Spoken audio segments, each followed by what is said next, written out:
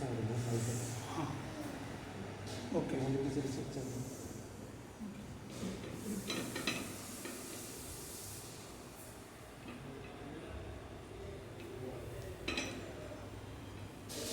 And then the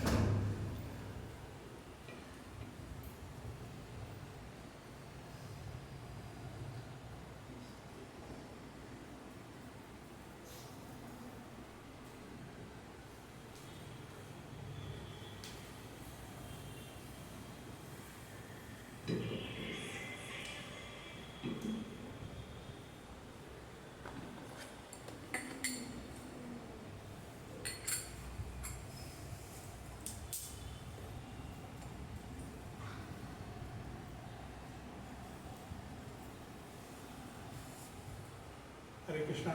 Yes. Everybody, welcome to GYC. Thank you for being here without spending the weekend in movies and other stuff, bars and.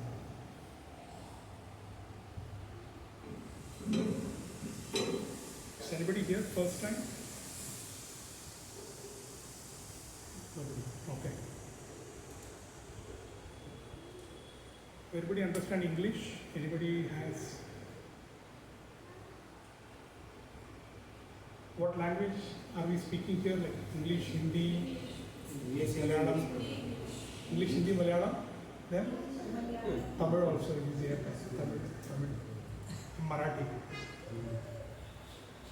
What other language? Bhojpuri. Awadhi. Probably you speak something. Brajbhasha. Okay, so nice. My name is, am I audible? I think I am audible. Let's go 2 minutes. My name is Gaura Das. I try to come once in a while because I have services in the temple at the same time, so that's a conflict. Am I speaking too fast? Can you listen? Okay. So I have services at the temple same time, conflict, so I'm not able to make it every Saturday, but I try to make it once in 3 months or so.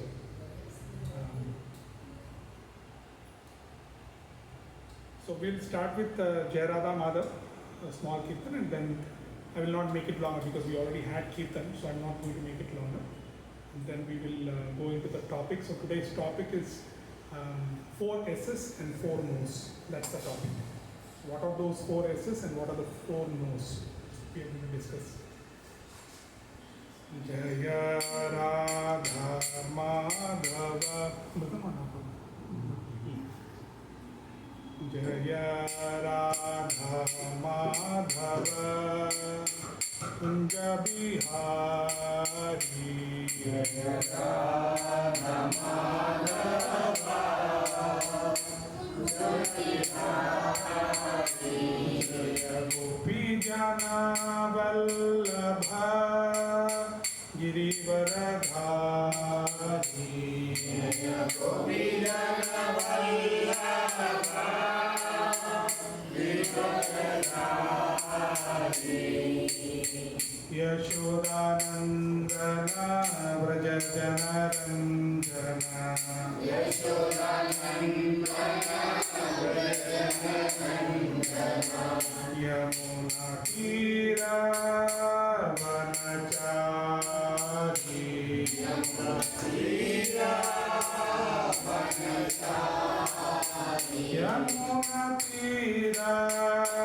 Vanachari Yamuna Tira Vanachari Jaya Sri Krishna Chaitanya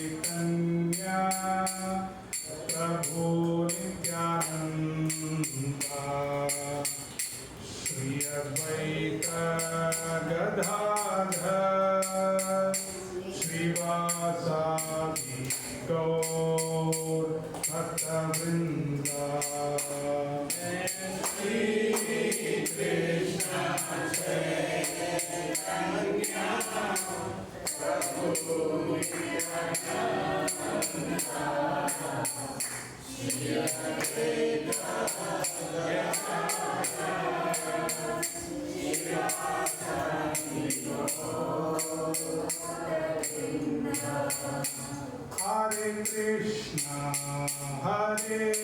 Krishna, Krishna Krishna, Hare Hare, Hare Rama, Hare Rama, Rama Rama, Hare Hare, Hare Krishna, Krishna Krishna, Hare Hare, Hare Rama, Hare Rama, Rama Rama, Hare Hare, Hare Krishna, Krishna Krishna, Hare Hare, Hare Rama, Hare Rama, Rama Rama, Hare Hare, Hare Krishna, Krishna Krishna, Hare Hare,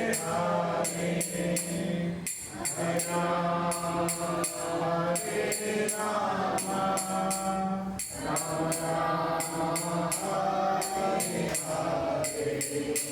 Jaya Krishna Balaram, Jaya Krishna Balaram, Krishna Balaram, Jaya Krishna Balaram, Jaya Krishna Balaram, Jaya Krishna Balaram, Krishna Balaram, Jaya Krishna Balaram, Jaya Gaura Nitai, Jaya Gaura Nitai, Gaura Nitai, Jaya Gaura Nitai, Jaya Gaura Nitai, Jaya Gaura Nitai, Gaura Nitai, Jaya Gaura Nitai, Jaya Jaya Prabhupada, Prabhupada, Jaya Jaya Prabhupada, Jaya Jaya Prabhupada, Prabhupada, Jaya Jaya Prabhupada.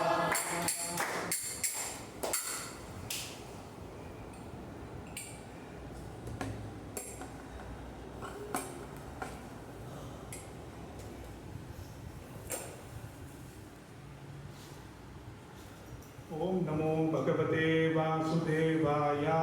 Om Namo Bhagavate Vasudevaya. Om Namo Bhagavate Vasudevaya. Om Namo Bhagavate Vasudevaya. Om Namo Bhagavate Vasudevaya. Om Namo Bhagavate Vasudevaya. Om Ajnanatimirandasya Jnananjanashalakaya Chakshurunmilitam Yena Tasmai Shri Gurave Namaha. Shri Chaitanya Manobhishtam Sthapitam Yena Bhutale Swayam Rupa Kada Mahyam Dadati Swapadantikam Vandeham Shri Guru Shri Yuta Padakamalam Shri Guru Vaishnavamscha Shri Rupam Sagrajatam Sahagana Raghunathamitam Tam Sajivam Sadvaitam Savadutam Parijana Sahitam Krishna Chaitanya Devam Shri Radha Krishna Padan Sahagana Lalita Shri Vishakhanvitamsha Namahom Vishnupadaya Krishna Preshtaya Bhutale Srimate Bhakti Vedanta Swamini Namine Namaste Saraswati Devi Gauravani Pracharine Nirvishesha Shunyavadi Paschatya Desatarine Tapta Kanchana Gaurangi Radhe Vrindavaneshwari Vrishabhanu Sute Devi Pranamami Hari Priye Jai Shri Krishna Chaitanya Prabhu Nityananda Shri Advaita Gadadhara Srivasadi Gaura Bhakta Hare Krishna Krishna Krishna Hare Hare Hare Rama Rama Rama Hare Hare Mukam Karoti Vachalam Bangum Langayate Girim Yatripatamaham Vande Sri Gurum Deenakarinam Paramananda Madhavam कृष्णाय वासुदेवाय देवकी नंदनाय च नंदगोपकुमाराय गोविंदाय नमो नमः। सर्वधर्मान् परित्यज्य मामेकं शरणं व्रज अहं त्वा सर्वपापेभ्यो मोक्षयिष्यामि मा शुचः। Hare Krishna. So like I said, today's topic is 4 S's and 4 No's. So as soon as we hear S's and No's, we are used to hearing all yeses, right? Whatever we say. मैं always अच्छा लगता है जब दूसरे हमको बताते हैं कि तुम जो बताओगे वही मैं करूँगा. Whatever you say, that I will do. That's the sweetest line we like to hear, right? So when we say our children, when they are very naughty, so we say don't do this, don't do this. But we don't tell them what to do. We just tell them don't do this, don't do this. And that's why what happens, the children tend to do more and more naughty things. जब बच्चे नटखट करते हैं तो हमें अच्छा नहीं लगता. हम बोलते हैं कि ऐसे मत करो, वैसे मत करो, है ना, बोलते हैं ना. तो हम ये नहीं बताते कि क्या करना चाहिए. तुम इधर मेरे पास आके बैठो, किताब पढ़ेंगे, कुछ पिक्चर वाला किताब, पिक्चर मतलब मूवी नहीं, not the movies, but let's read some book with lot of pictures and let's do some coloring together, right? That's a positive. So whatever we say, if we just say only the flip side of it, not the positive side of it, then we don't really encourage the other person. We also don't get encouraged, right? If somebody just says, Gaura Sundar, don't do this, don't do that, don't climb, don't go to upstairs, don't climb downstairs, don't go to the road में मत जाओ, बाहर मत जाओ, अंदर मत जाओ, bathroom में मत जाओ, तो मैं क्या करूँ मैं, right? That is a dilemma. So if an adult feels like that, so what will child feel? बच्चे क्या सोचेंगे? So that is called discipline. S's and No's is called discipline, or they call it do's and don'ts. Karni or na karni. What to be done, what not to be done. So Bhagavad Gita, Krishna says, Karya Karyam, Karya Akaryam. Karyam means what needs to be done, prescribed duties, karma, and Akaryam, that which should not be done. And Vedas and all Shastras, not just the Vedas, but the Smritis, Itihasas, Upanishads, Puranas, everything, all the supplementary Vedic literature and the main Vedic literature tell us what need to be done. Now that you have got a human form of life, what you need to do and what you should not do. So that is a system or a set of principles. जो सिद्धांत होता है, तो सिद्धांत मतलब जो हमें करना है, जो हमें नहीं करना है, वही सिद्धांत है. तो we need to understand from the Shastras what we need to do, what are our prescribed duties, and what is karma, vikarma, and akarma, right? What is karma, what are the prescribed duties, what is akarma, and vikarma. Vikarma is shunned duties, or that which should not be done. Akarma is that which will not create a fruitive result for us. That is akarma, that is bhakti. So the Vedas is like ocean, big ocean. So we don't know where we need to go and look for the do's and don'ts. Something may look like we have to do it. Vedas sometimes say you have to eat meat. If somebody picks up that line alone without looking at the context of that particular Vedic literature and says, here, highlight Vedas quote, you can eat meat, and this person has ate meat. Sometimes Vedas say, Mahabharata says, somebody was served wine. One Brahmana was served wine. And they pick up this line and they say, Brahmanas can drink wine, so anybody can drink wine. Right? They set example. So we tend to take the small sutras from the Veda that which is convenient for us.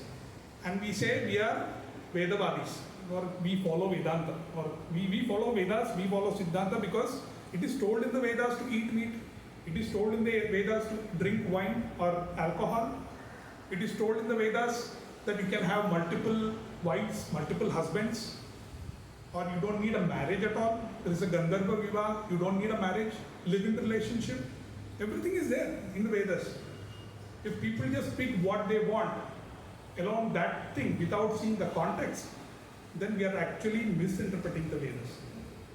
So that is why we need to approach a guru, a bona fide spiritual master, and उनसे हमें प्रार्थना करना चाहिए कि हम जीवन में क्या अपनाएं, क्या न अपनाएं. What in our life we have to adopt, what we should not do. That has to be inquired from spiritual master or a Vaishnava. So there are Shiksha Gurus, Diksha Gurus and all that. So every time our Diksha Guru, our Diksha Guru is our initiating spiritual master. So they may not be available all the time. So the Vaishnavas that we associate closely, we have to inquire from them submissively what needs to be done, what should not be done. So setting that context, let's look at Bhagavatam. How many of you have Bhagavatam at your house, the full set? English, Hindi, Malayalam, Bhojpuri, Nagalandi, whatever. Sri Lankan, Sinhalese. All of you have Bhagavatam? Okay. Full set, not just one book, entire set. Okay. Bhagavad Gita, everybody has at least one language or two languages. Chaitanya Charitamrita, everybody has Chaitanya Charitamrita. If you don't have, please buy. It's recommended by the acharyas that every gentleman and gentlewoman in their house, they should keep these minimum literatures. You don't need to keep Skanda Puran and Garuda Puran and all that. That is optional. You don't have to keep some Mayavadi literature. You don't have to keep bunch of newspapers. Gentleman's house, what you will find, gentlewoman's house, Bhagavatam, Bhagavad Gita, Vedic scriptures, or Chaitanya Charitamrita. And it is not just there without even removing the wrap, plastic wrap, right? Sometimes we buy. And I don't want to blame anybody. I have to be self-blamed because after buying Bhagavatam, probably for 1 year until I started my study seriously, Bhagavatam, I didn't open most of the books. So my teacher said, first open your plastic cover, then only you will start reading. Right? A lot of us, what we do, we read first canto, second canto, that's what I was doing. I was thinking that I heard in a class, first canto and second canto is the lotus feet of the Lord. So then I said bye-bye to third canto, fourth canto, fifth canto and 12th canto. All cantos, bye-bye. Because lotus feet of the Lord is enough to cross over the material ocean. But my teacher, he said, no, that is not the way. Even though Shastras say like that, you have to study the scriptures from bottom to top, all the way, across. If you have a genuine limitation for not studying, you don't have really time, like you are very busy, you are a prime minister, you are a president, they also have time nowadays. So nobody can say I don't have time.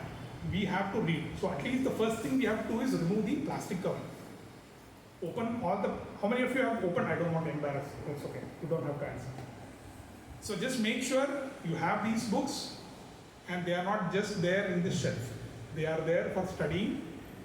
It is okay nowadays in the digital age, what we try to do is, our book stays there, we use mobile, right? We use mobile, database app or database website, go search for this particular verse, Bhagavatam literature, that verse is written in the Bhagavatam class, you just go to the mobile, refer the mobile. But what happens, this becomes a habit.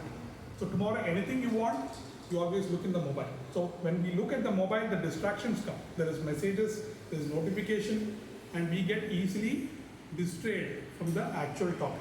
So it's always good to refer the particular words and then take the book and read the details, instead of just reading through the mobile, swiping through the mobile.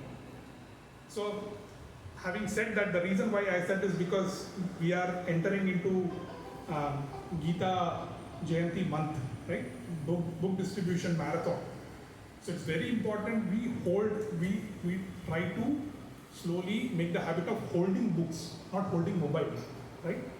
We are always happy to hold mobile, look at the words, copy paste, send it to somebody in WhatsApp and say, hey, I don't agree to your point because of this. Everything is happening in digitally. It's not wrong to do digitally, but you will be less distracted when you hold the book in your hand. So it's always recommended we carry the book, at least keep one book in your bag. If it is your lady's handbag, keep one book. Small books, there are books, small books available. Keep some book in your bag. So when you have free time, you are traveling, you are in a bus, you are in a train or a taxi, just open something and start reading. It's okay. But try to go away from the mobile as much as possible. That is my recommendation. Coming back to the topic, 4 S's and 4 No's. So there is a very nice, the 4 S's and 4 No's, it comes in the first canto. So in the first canto, how many of you have at least gone through first canto, please? Not study in detail, but at least have gone through few chapters and some purports and all that. So half of you. So those who have not, start reading. So there is a pastime where Maharaj Parikshit, who is Parikshit? Son of Abhimanyu, yes, correct. And grandson of Arjuna. Okay. So Parikshit Maharaj, we know that in the womb itself, when he was in his mother's womb, Uttara, तो उस time उनको भगवान का दर्शन हुआ था, गदाधारी भगवान का दर्शन हुआ था. So he is so fortunate that he is born in a devotee family, pure devotee family. शुद्ध भक्त के परिवार में उनका जन्म हुआ. And that's why he was very fortunate to get the darshan of the Lord, Supreme Lord, Gadadhar. So, and that is why he got the name Parikshit, right? So what does Parikshit mean? What is the word, literal meaning of Parikshit? Anybody want to volunteer? Para Ikshita. Para Ikshita means Param Satyam, supreme truth. Para, supreme Lord, supreme truth. Ikshita means to see. Aksha is see. Adhokshaja means that which is beyond our vision or our senses. That's one of the name of Krishna. Adhokshaja. Adhakrita Akshaja iti Adhokshaja. So Parikshit means one who has had darshan of Para or Paramatma or Bhagavan, Krishna. One who has seen or had darshan of Bhagavan and one who is also seen by Bhagavan. That is the other meaning, second meaning. It is both ways. There is another pure devotee, his name is Vishnu Chitta. Vishnu Chitta has dual meaning. One whose consciousness is filled with Vishnu is called Vishnu Chitta. That is one understanding. The other understanding is, in Vishnu's consciousness, who is there? He is also called Vishnu Chitta. So we have to be very fortunate. Lord is very merciful. He always remembers all his pure devotees. That is, he is omniscient. It is not that he is only remembering one person at a time, right? We are, let's say I may probably be remembering about my mother, my old mother at home. What is she doing at this time? Has she eaten food? I can only direct my consciousness to one person or one thing, one object at a time. Even if we try to multiply my consciousness, it is not possible, it's not easy. But that is what the God is, that is the definition of God.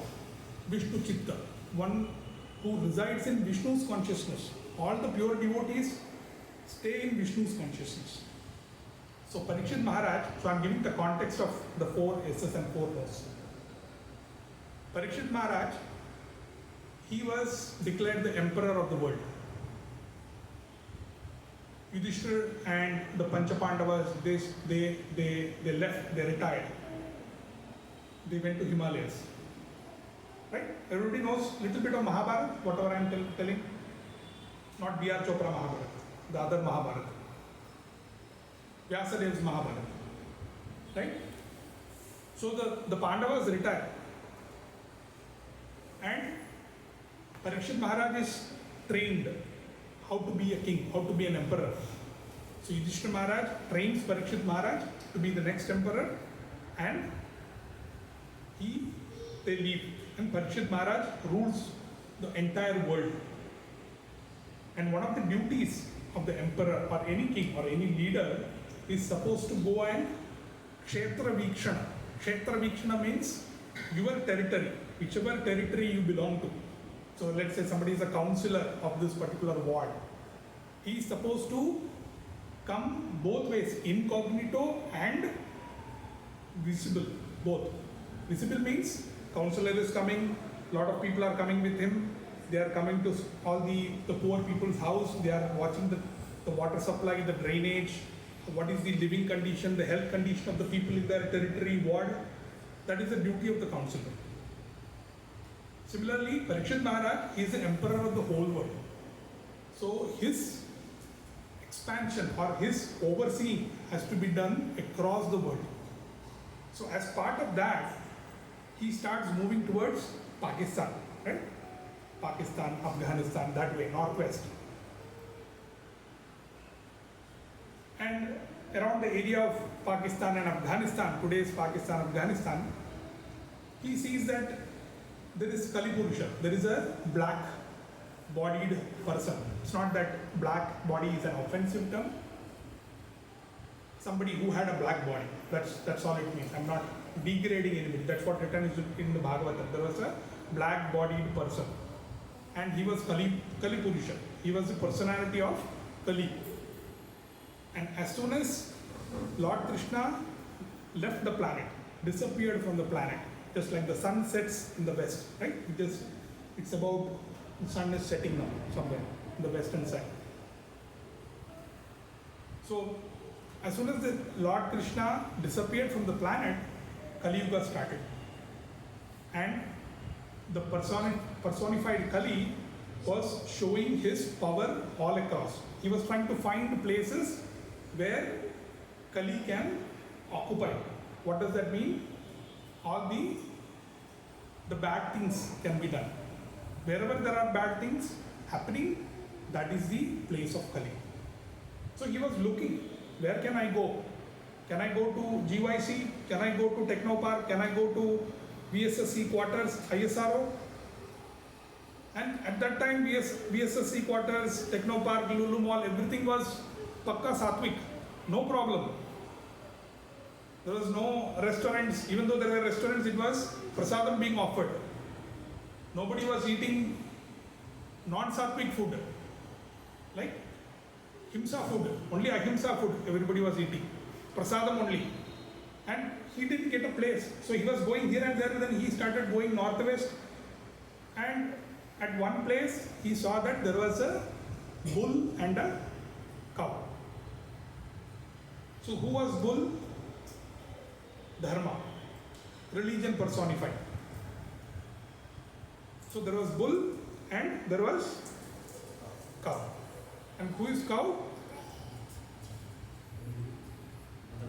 Mother Earth.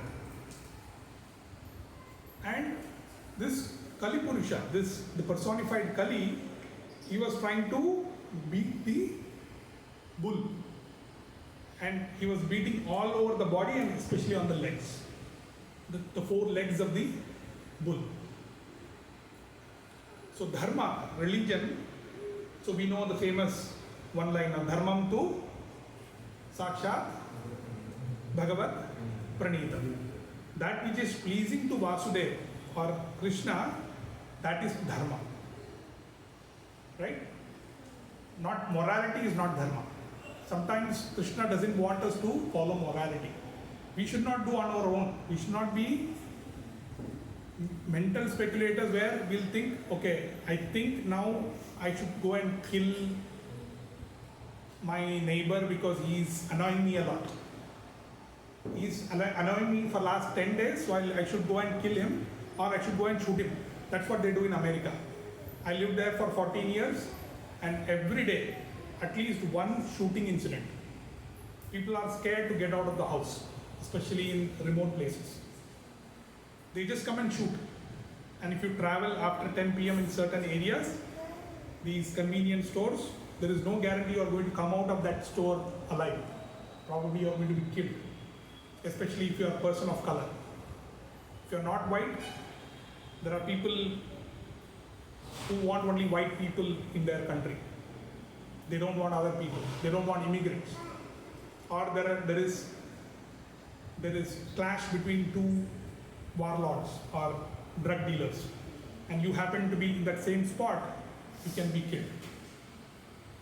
Anyway, so when I was there in a Chicago suburb, just the street next to my street, somebody was killed.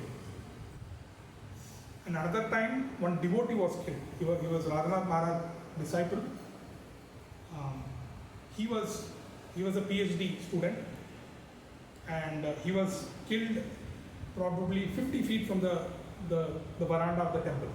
He was shot dead. So that is Kali Yuga, right? Kali Yuga is very uncertain. We don't know what's going to happen. So Maharaj Parikshit, he was seeing that this person, this Kali Yuga, Kali Purusha, is beating up the legs of the bull who is personified religion. So the Shastras, they say that the four legs or the four pillars of religion, what are the four pillars? That is what our S's are, right? So we'll look at that. So if you have book, you can refer the book, otherwise mobile. So if you can go to First Canto, 17th chapter,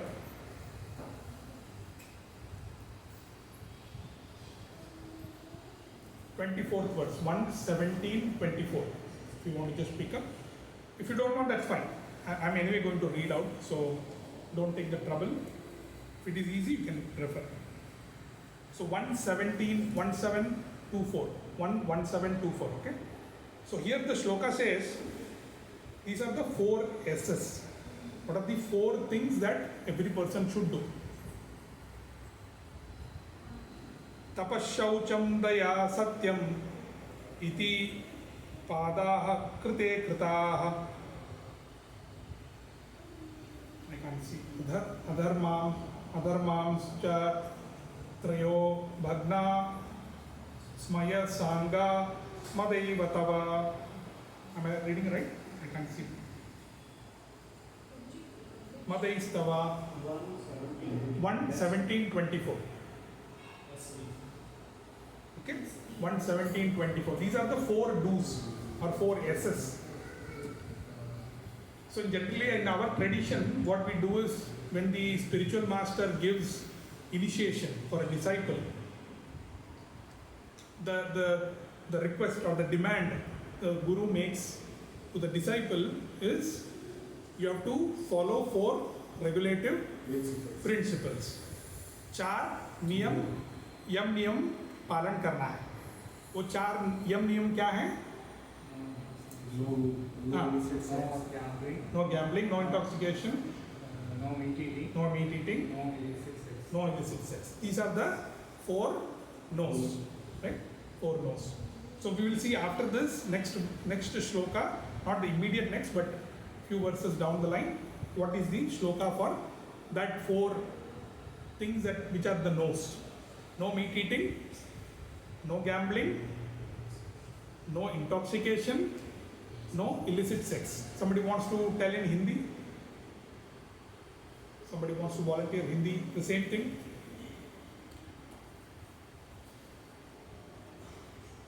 Masking. Four regulative principles consist. No illicit sex means marriage के बाहर कोई sex नहीं होना चाहिए. अवैध स्त्री पुरुष संग. Second one is no meat eating means मांसाहार नहीं करना है. Third one is no intoxication means मादक पदार्थों का सेवन नहीं करना. Fourth one is that is no gambling, मतलब जुआ नहीं खेलना. Correct. Thank you. Any other language anybody wants? Tamil, Malayalam, Marathi? Okay, it's clear, everybody. So these are the four no's. So we'll see after few verses that four no's come up. So these four that I just read now, the shloka 24, these are the four S's. What needs to be done? So it says the four legs of Dharma. I'm reading the translation. The age of Satya or truthfulness, your four legs were established by the four principles of number 1, austerity, number 2, cleanliness, number 3, mercy, number 4, truthfulness. Austerity, cleanliness, mercy, truthfulness. So these are the four S's. And the Sanskrit for that is tapas shaucham, daya satyam. Tapaha, austerity, shaucham, shuchi, shuchi muchi, clean. Daya, mercy, and satyam, truthfulness. So these were the four, these were representing the dharma, the four legs of the bull. And Kali, in the personified Kali, he was trying to, वो क्या कर रहे थे, वो bullock को मार रहे थे, डंडे से मार रहे थे. He's been called Dandapanish. Age of the Kali Purusha is called Dandapani by Maharaj Parikshit. He's having a stick in his hand, हाथ में लाठी लेके पैर पे मार रहे थे जोर जोर से. और ये चारों, इसमें से चारों में से 3 पैर जो हैं, 3 legs were completely shattered, and the bull was not able to stand. It was just standing on 1 leg. All the other 3 legs were bent down, and it was, there is a very nice picture in this book.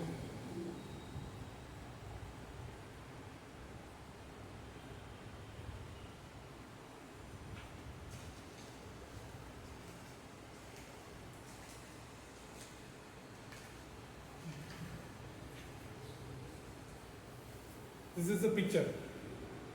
So there is Maharaj Parikshit, there is Kali Purusha, there is the bull, there is a cow, and bull is personified religion, cow is Mother Earth, and the 4 legs of the bull, 3 legs were shattered by Kali Purusha. And those 4 legs we just read. And what was the only leg that which was standing? कौन से पैर में खड़े थे? Bull. Bull was standing on 1 leg. What does that represent? Truthfulness, Satyam. So in every yuga, how many yugas are there? 5, 12, 4 yugas. Satya Yuga, first one, golden age. Treta Yuga, silver age. Dwapar Yuga, bronze age. Kali Yuga, iron age. Right? 4 yugas. So in each yuga, the leg of dharma or the bull, one pada or one leg is being destroyed. And at the end of Kali Yuga, there will be no dharma. Right? Sarva dharman parityajya or adharma. So what is that dharma shloka? Paritranaya sadhunam. Then adharma samsthapanarthaya, right? No.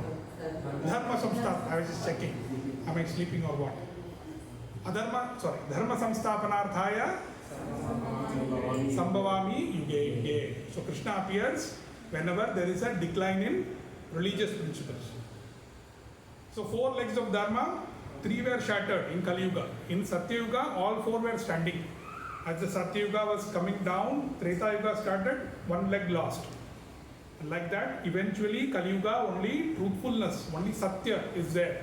Because there is little bit Satya here and there, because there is a rental agreement, there is a legal hire agreement, because there is a this agreement, that Satya has some meaning. People accept, right?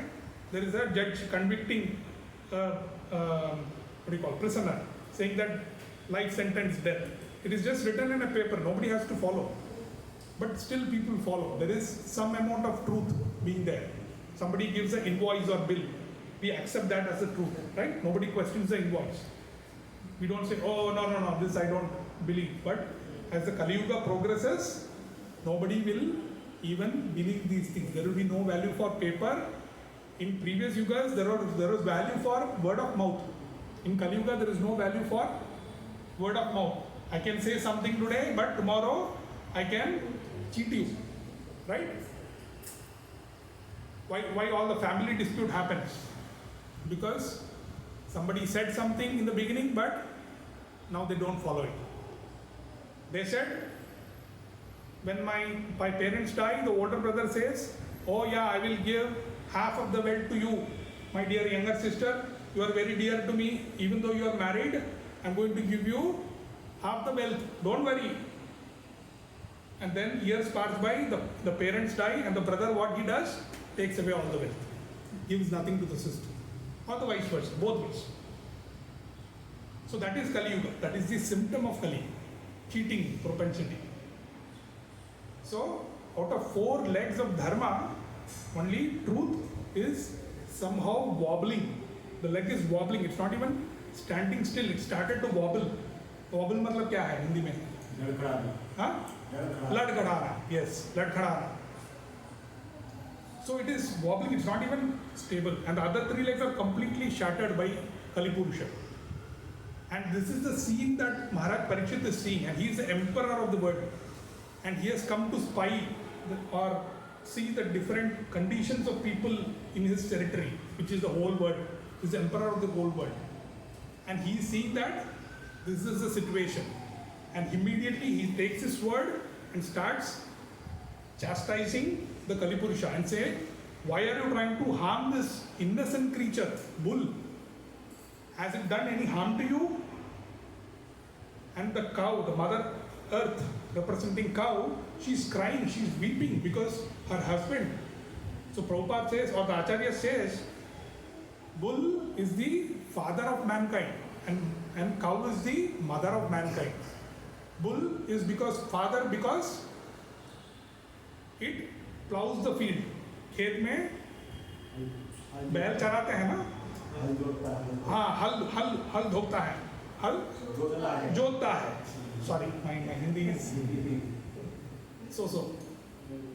हल जोतता है. तो his father, he is working for us.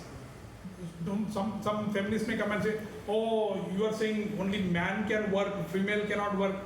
It is just a principle. It's not a female or male thing. It's just a principle. Somebody in the house is taking the role of a working employee or employer, whoever that is. He is working for the family. He or she is earning for the family. And the other person is maintaining the house. It can be, nowadays, it is both. Male is also maintaining the house, female is going out and working. There is no difference between male and female. That's completely okay. But there is a role. One who works, or sometimes both work outside and both work inside also. That is the ideal grihastha life, in fact. So, he's seeing, Parikshit Maharaj is seeing that the bull is standing and he's chastising the Kali Purusha. And he's saying, don't do it, I'm going to kill you.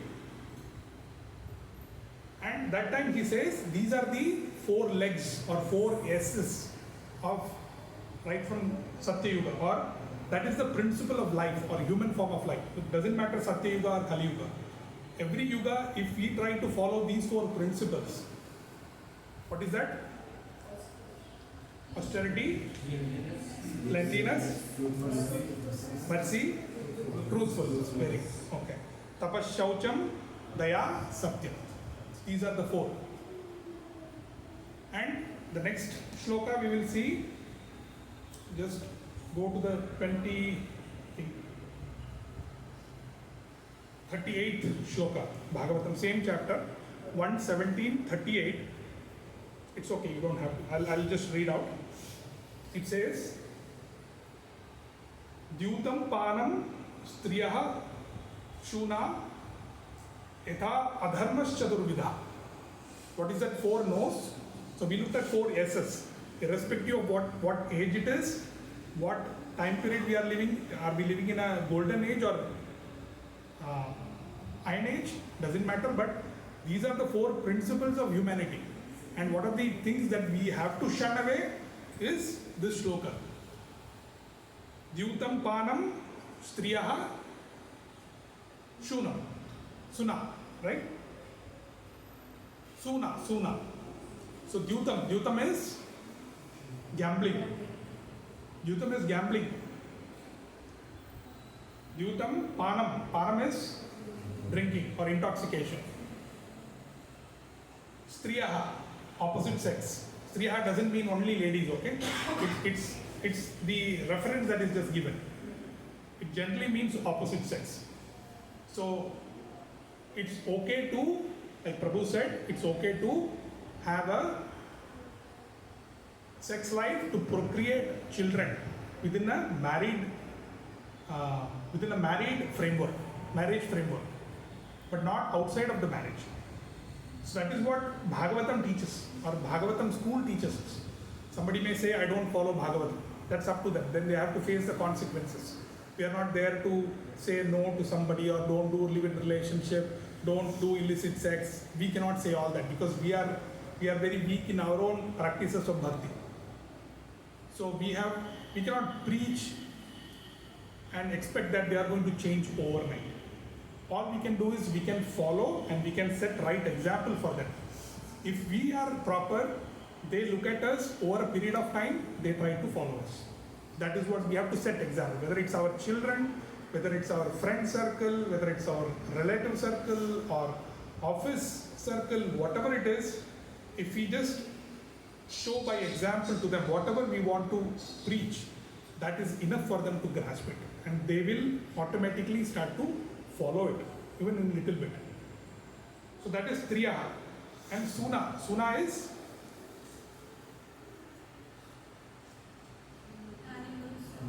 Animal slaughtering. So no meat eating, right? So these are 4 S's and 4 No's. Actually, I had a lot of things to say. I was just telling the main points. So we'll try to, we have only a few more minutes, 10 more minutes. You can take. Okay, how many more? Are you sure?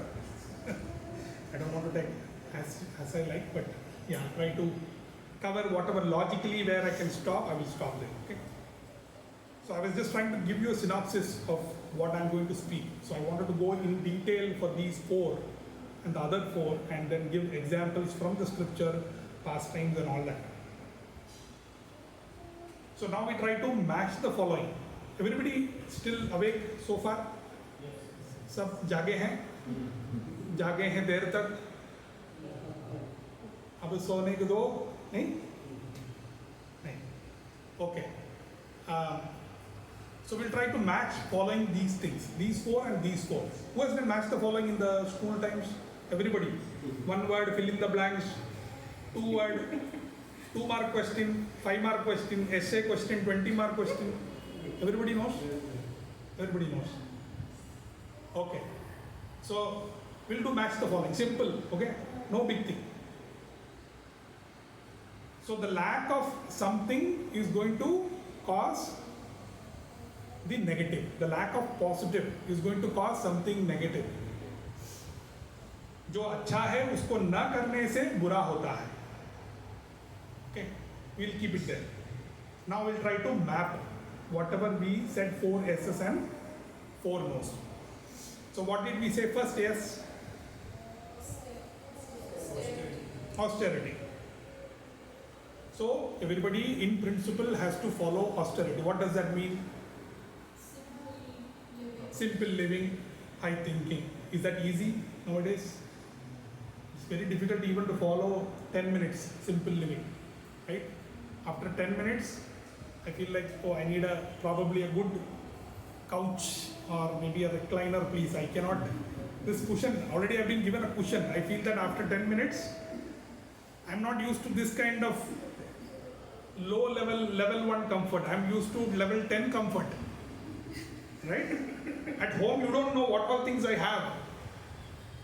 I sleep on a mattress that is like form, this thing, that thing, and on top of that, I sleep like a Hanuman. In that Lanka, he goes on top of the tail, right? The tail goes up and up and up. I'm used to like that, and you are giving me one cushion, Re Baba. What is this? After 10 minutes, we start, no austerity, right? Where is the austerity? People go for yatra. And after they go for yatra, what they do? अरे बाबा यहाँ पानी ठीक नहीं है, इतना गंदगी है इधर वृंदावन में पूरी जगह जो है नाली, गंदी नाली है. Those who don't know Hindi, it's better you don't hear this. Okay, I'll translate in English. In Vrindavan, Mayapur, everything is back in 1800s, not even 1900s. They live so behind, far behind the time. इतना कीचड़ है, plastic फेंकते हैं, गंदगी है, नाली है, गंदी नाली है, पानी अच्छा नहीं है, खारा पानी मिलता है, right? Salt water. Can I get a Bisleri water? I get sick, you know. People who come from America, they say, oh, I used to live and come here. A lot of my friends, like, immediately, oh, my child, you know, he always in AC. He stays in AC only. Without AC, no, he cannot survive. Only after coming to India, only Bisleri water. Okay, that too, the most expensive. Fiji, what is that? There is some water that I forgot name. It's been 5 years. There is a particular 100% mineralized, lot of minerals, this mineral, that mineral, only that he drinks. It costs 500 rupees for that 1 liter bottle. That only they can drink. They're not used to this. And as soon as they get inside a car, immediately the windshield goes up. Arey, Baba, AC chalu karo na, AC chalu karo na. And at night, when they are sleeping in the Vrindavan Yatra we go, or whatever Yatra we go, the accommodation place, sometimes the power cut is there. At night, exactly at the middle of the night, there is a power cut. For 2 hours, no power. And 4:30, Guru Maharaj told us to come there. We are not used to this, Baba. Right? And prasadam, we are not used to eating 2 items, 3 items. We need potato chips, this kurkure, this Cheetos, right?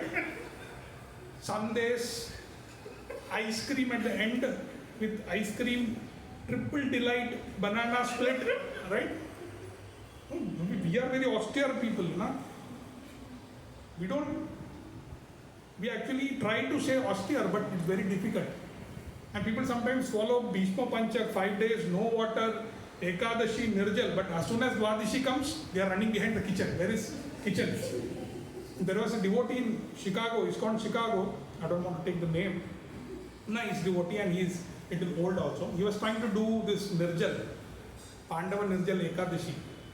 And after a few hours, he was seen roaming inside the walk-in cooler, trying to grab food, whatever, apple and all that.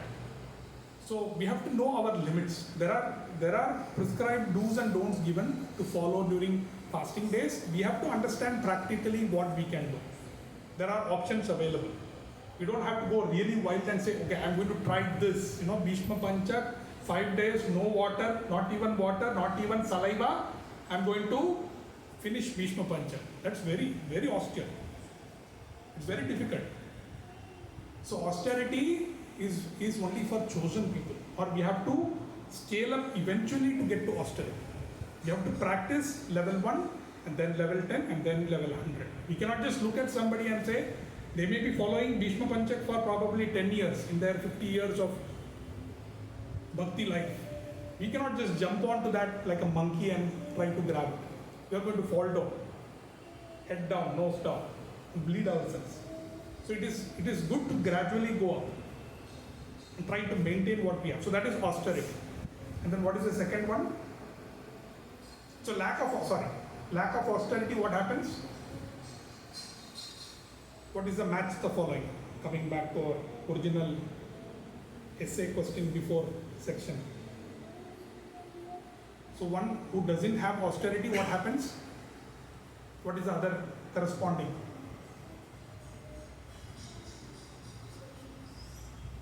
One who does not have Gambling. Suna is gambling, right? Suna. Suna is gambling, yes. Yes. So, one who does not have a austerity, huh? Animal slaughtering. Animal slaughtering. So, mercy is animal slaughtering. Intoxication. So, whatever we want, we try to eat and drink. So, even if it is prasad, right? Now we have ISKCON Pallichal, we have bakehouse just outside. And more than devotees eating inside the temple, they spend most of the time eating samosa, cutlet, cake, chips, murku, and what else? They are spending most of the crowd goes there only. And as soon as we start in Vyas Puja or some major festivals, as soon as the line starts, there is more crowd near the cake area. The kids are also there, the adults are also there. If they don't get the cake, they feel that the whole life is lost. So austerity means be satisfied, simple living, high thinking. Be satisfied with whatever we get, whatever is required to maintain our body. It is not criminal to have a cake, but we don't have to go and run for it. You don't have to grab it, set aside people, right? You have seen big festivals, what happens? Move. I didn't get a single piece of cake. This is your second piece. I've not even got my first piece, right? That is what people do. And when they go for darshan in the temple, they want to get darshan, you know. They and the Lord, that's the connect. The other devotee, they want to have darshan. No, you move. Dakha do usko. मुझे दर्शन करना है, भगवान का दर्शन मुझे करना है, सिर्फ मैं और मेरा भगवान, सीधा. So that is a kind of, it's a very criminal attitude. Huh? So we have to be very simple. Austere means we have to understand people want, there is a crowd, people want to have darshan. We have to move aside. That's okay. Lord doesn't want you to always stare at him and then only then he accepts. He accepts even if you are a little away. There is crowd, you understand that there is a crowd, and we don't try to move aside people and we say darshan is only for me or the cake is only for me. Right? We don't say that. So that is the discrimination between the devotee and who is a inexperienced devotee, Kanishta, or the beginner and the middleman. That is the difference. So that is austerity. What is the next one? Somebody said mercy, right? Mercy is animal killing. So that's the match the following. So as soon as somebody starts butchering animals, not just animals, even vegetables, we think that becoming a vegetarian it's a big thing. Jai Shri Ram, and people go and eat vegetarian food. Go mata ko mat maro. Chicken khao, lekin go mata ko mat maro. That is still a violence, right? What is the point? That is not what Shastras told us. You can eat chicken and you can kill. You don't kill cow, but you can eat chicken. That is not what Shastras tell us. Shastras don't say that you can eat egg, but you don't kill the cow. No. They say you have to offer whatever you have to Krishna. If you want to kill a cow, do it in the Vedic way. You want to go make the yajna, do it. It costs probably crores of rupees. Do it if you can. If you have the resources, if you have the brahmanas who can recite that mantra, do it and eat a cow meat. There is no problem. You want to eat chicken, there is Kali Upasana. Do it. Let's do it on Amavasya night, in the middle of the night. Let's drink the blood of the chicken. Let's eat egg. Let's drink some unwanted thing. We can do it. There is restrictions given. We are not saying, Vedas never say that you don't eat meat at all. No. People who have tendency to eat meat, they are anyway going to eat. So tell them how to eat meat. There has to be a sacrifice to be performed, and you are going to accept that any consequence that is going to come out of this killing, I am ready to bear that consequence. Whether the consequence in terms of the pain given to the animal or the plant, or the consequence of the brahmana or the priest not chanting the mantra properly, or that you as a Yajaman or the proprietor of this sacrifice, you have to take charge. If you are ready to take these consequences, then you are ready to kill an animal, you are ready to kill a plant, you are okay to kill anything and eat it. If you know how to do it. If you don't know, just for the sake of killing, just for the sake of tongue, we should not kill animals. It is lack of mercy. What is the third one? Cleanliness. And what is that? Cleanliness. Match the following. Illicit sex.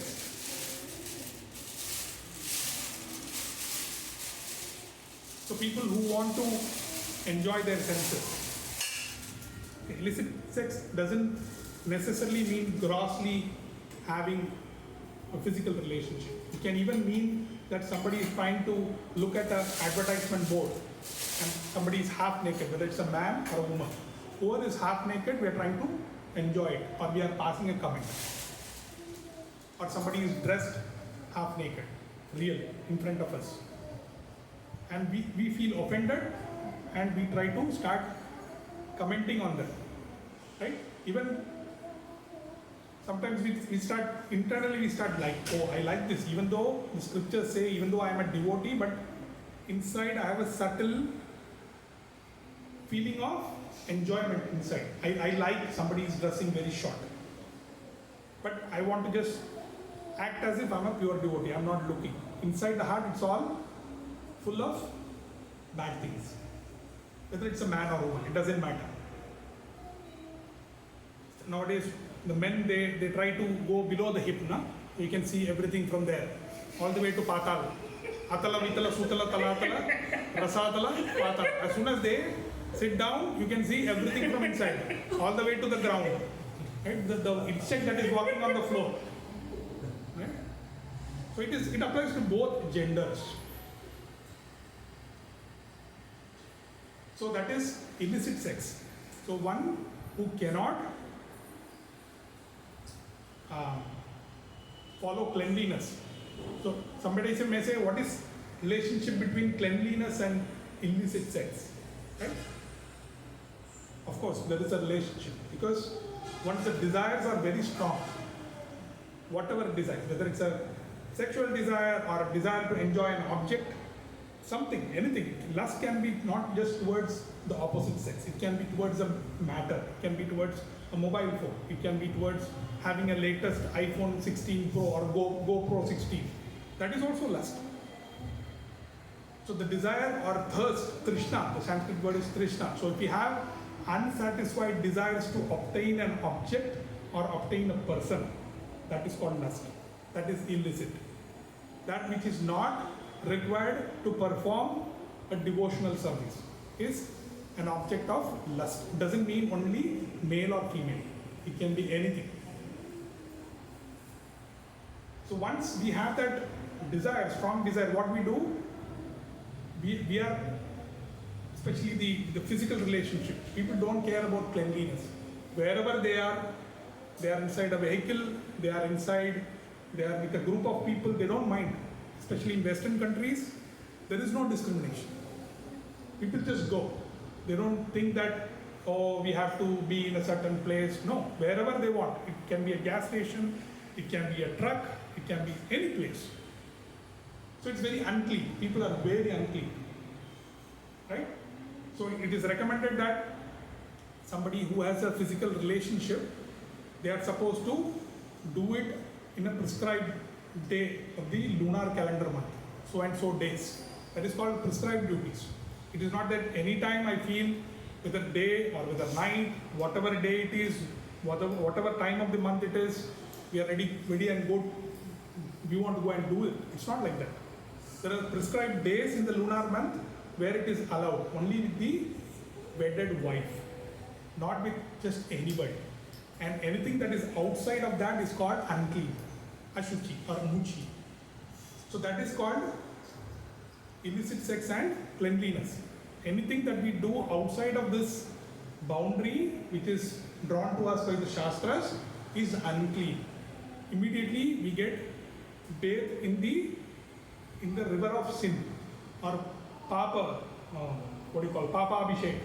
So much sin goes inside as soon as we commit something which is not to be committed. especially gross physical relationship. And what was the last one? Truthfulness. And that is the match the following is gambling.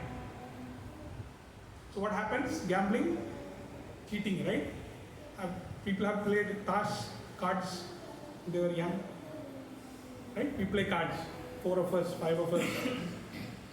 And as soon as we know we are going to lose, what we do? We'll take an extra card, or somebody is not seeing, we'll just take like that. That is the least level of cheating propensity. Or somebody is playing Ludo and that snake and ladder. What is snake and ladder?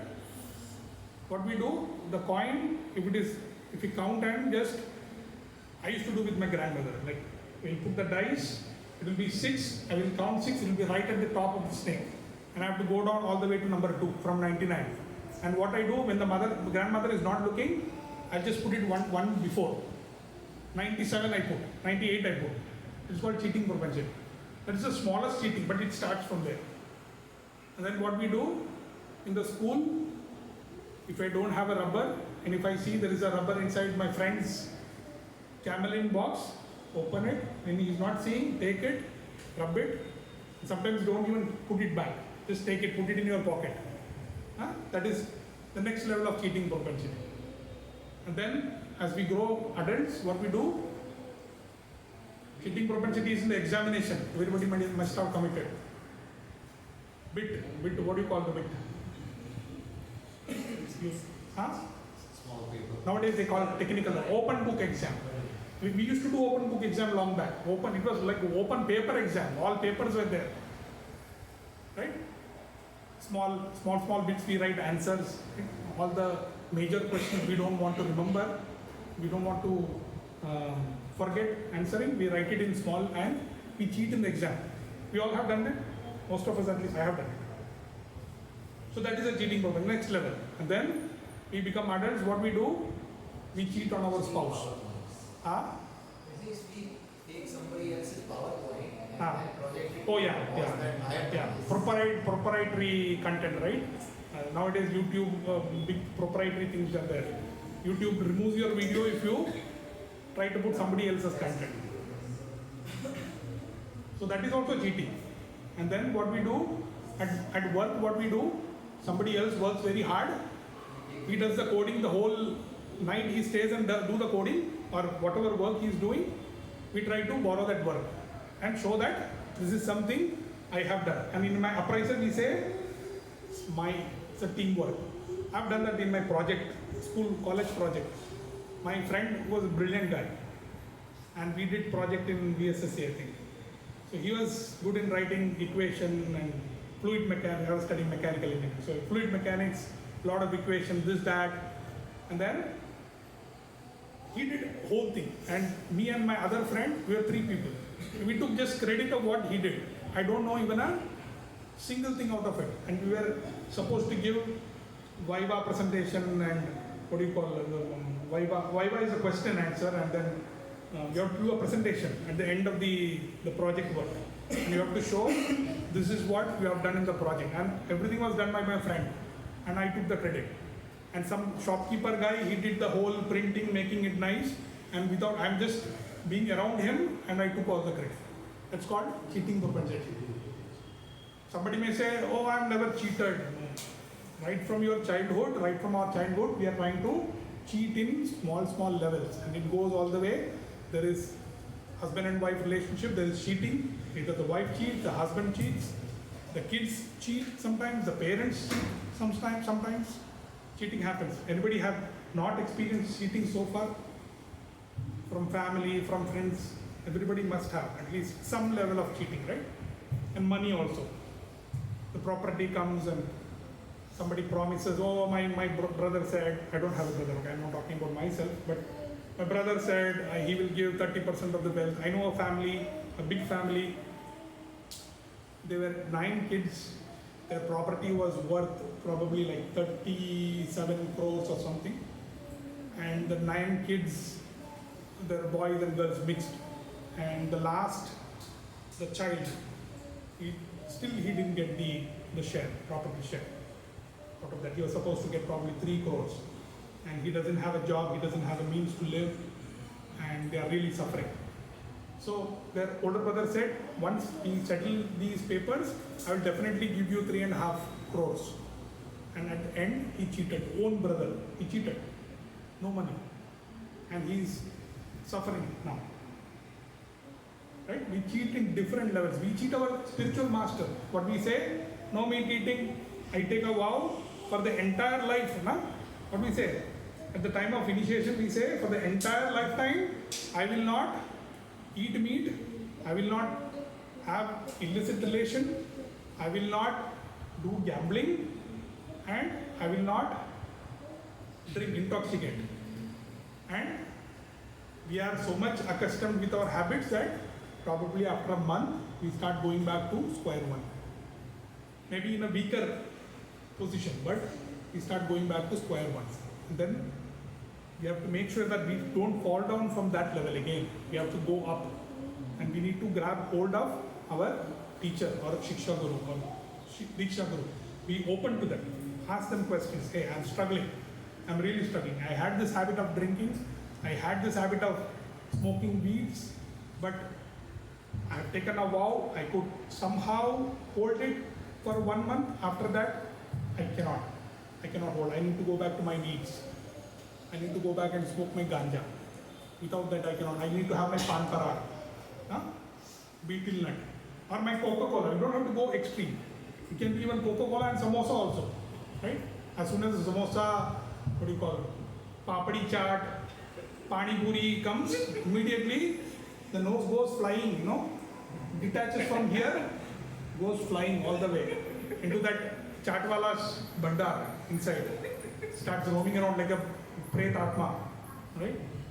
So my Guru Maharaj, why didn't you tell that at least I can have Pani Puri, no? So that is the problem. So this is the master follower. So anybody want to summarize? I think I will stop. I wanted to talk about some pastimes also, but it's over time. Anybody want to summarize these 4 things and the other 4 things?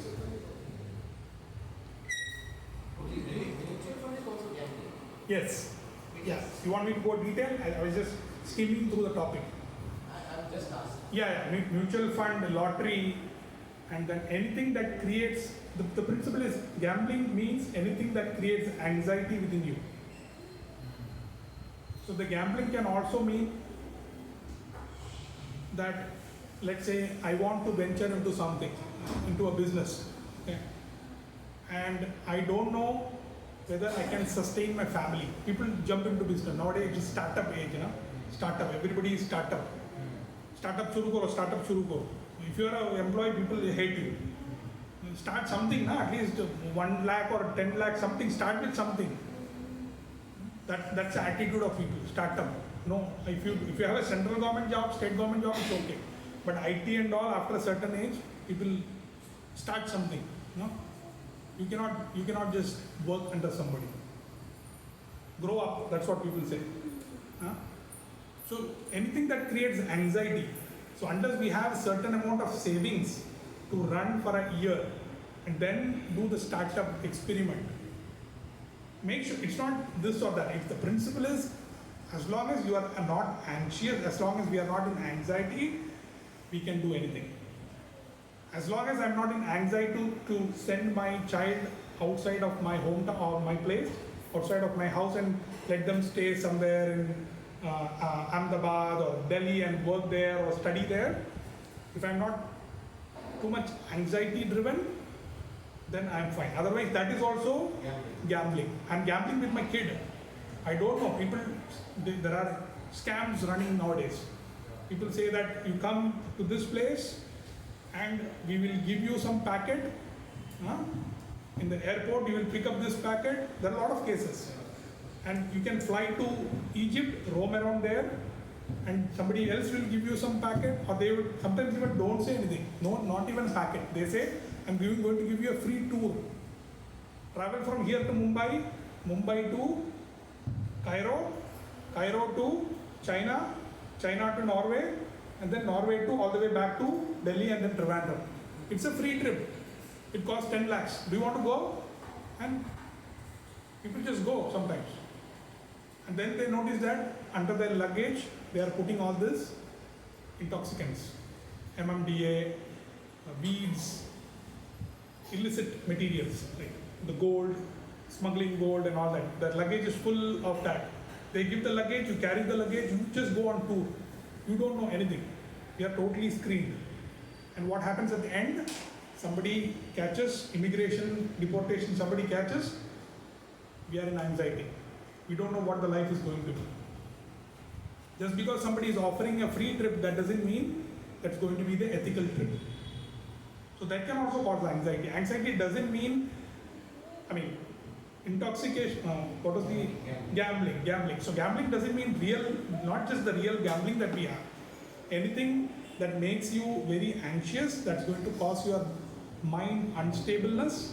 You're not going to be able to do your family duties properly, your spiritual duties properly. That is something, a problem. That is an anxiety parameter. And we should refrain from that. If we don't know the details, refrain from it. If we don't know Bitcoin, it's not necessary your friends are investing, you have to go and invest in a Bitcoin. There will be peer pressure. People may say, oh, I put in mutual fund, my uncle was there. When he was alive, he put 25,000 rupees, now it is like 30 lakhs rupees he got after his death. The maturity amount in 15 years was 30 lakhs, mutual fund. And his son was telling me, you have to invest in mutual fund. See, my father, he put 25,000, now I got 37 lakhs. And after tax, that means they got more. So you should put in mutual fund. Okay, you can put, if you want to put in mutual fund, it's fine. But as long as we are not behind it, we are not watching the stocks, how much it is going down, what is going up, all that, if you are not anxious too much, fine. If you want to give it to somebody, a broker, let them manage, it's fine. But I know people who are 84 years of age, looking at their cell phone, stock market price, they're still watching. They are about to die, they are at 84. They are hardly able to clean up their stool after going to bathroom. But they are still looking at the cell phone and looking at the stock prices. How much X percent I can make? Can I make 10X? Can I make 5X? Is the stock going up? Where should I invest my money? That is called gambling. So ethical and both unethical, both are gambling. So there is no second for gambling at all. So anything that causes disturbance in the mind, it is a gambling. We should refrain from it. Okay, so we'll just summarize. Anybody want to quickly summarize just one by one? Yes. You can say both, so they match the following. What is the real? So you have a question? Yeah. What is the real simple thinking and higher simple living, higher thinking? Real. Simple living and higher thinking. Real. Simple living is simple living. Higher thinking means whatever the higher authorities have given us, we try to follow it. So I was listening to Prabhupada today, and Prabhupada was talking that he was with a group of his American white disciples, white and black American disciples. And he was in Indore or Bombay somewhere. And he said, these Americans and Europeans, these boys and girls, they are a clean slate. They are very simple in terms of scripture, like they don't know anything. It's better to be a clean slate rather than somebody who is half-baked knowledge. So he was talking to many Indian boys, and Prabhupada had a hard time to convince Indian boys about the scriptures. They will try to test Prabhupada whether he is bona fide, and they will ask very challenging questions. But Prabhupada is giving a very simple message. And Prabhupada, even though he was trying to do that, he was just saying, chant Hare Krishna. And he was saying these Indians, they cannot believe because they have some half knowledge here and there. Then their grandmother said, their mama said, their kaka said, somebody. They don't believe in something very simple. They want very complex things. Spirituality means very complex. Unless you go to Himalayas, you perform a penance for 2000 years, 1500 years, unless you are carrying a kamandalu and you are like almost naked, only with kaupin, only with underwear. That is called spirituality. Everything else is not spirituality. So Indians want very complex definitions because they have some pre-understanding of spirituality. So you are saying, I am spending gallons of my own energy and blood to convince these Indian people, and they are not ready to accept whatever I am saying. But these Americans and Europeans, as soon as I say Krishna is the Supreme Personality of Godhead, they don't question me too much. They accept. I say Hare Krishna Mahamantra is the maximum thing. Hare Krishna, Krishna Krishna, Hare Hare, Hare Rama, Rama Rama, Hare Hare. That's all you have to chant whole life. It will give you perfection. They are ready to accept. So that is called simplicity. So sometimes being foolish is easy to grow in spirituality rather than becoming half knowledge, right? We Indians, we try to gain knowledge from our grandmother, this place, that place, B.R. Chopra, Ramananda Sagar, all that we gather and we question people and say, B.R. Chopra didn't show that Krishna, when he was growing up in the Vishwarupa form, he had this particular thing. It is impersonal Brahman. That is what B.R. Chopra was showing. Ramananda Sagar was showing that there was a Lakshman Rekha. Now you are saying actual Ramayana there is no Lakshman Rekha. I don't believe. I don't care for Valmiki Ramayana. I care for what Ramananda Sagar told. There is Lakshman Rekha. Valmiki Ramayana never said Lakshman Rekha. So that is the problem with we Indians. We are complicated living and complicated thinking. And we don't have high thinking at all. So unless we follow simple thinking, there is no simple thinking means accept what our teachers teach us.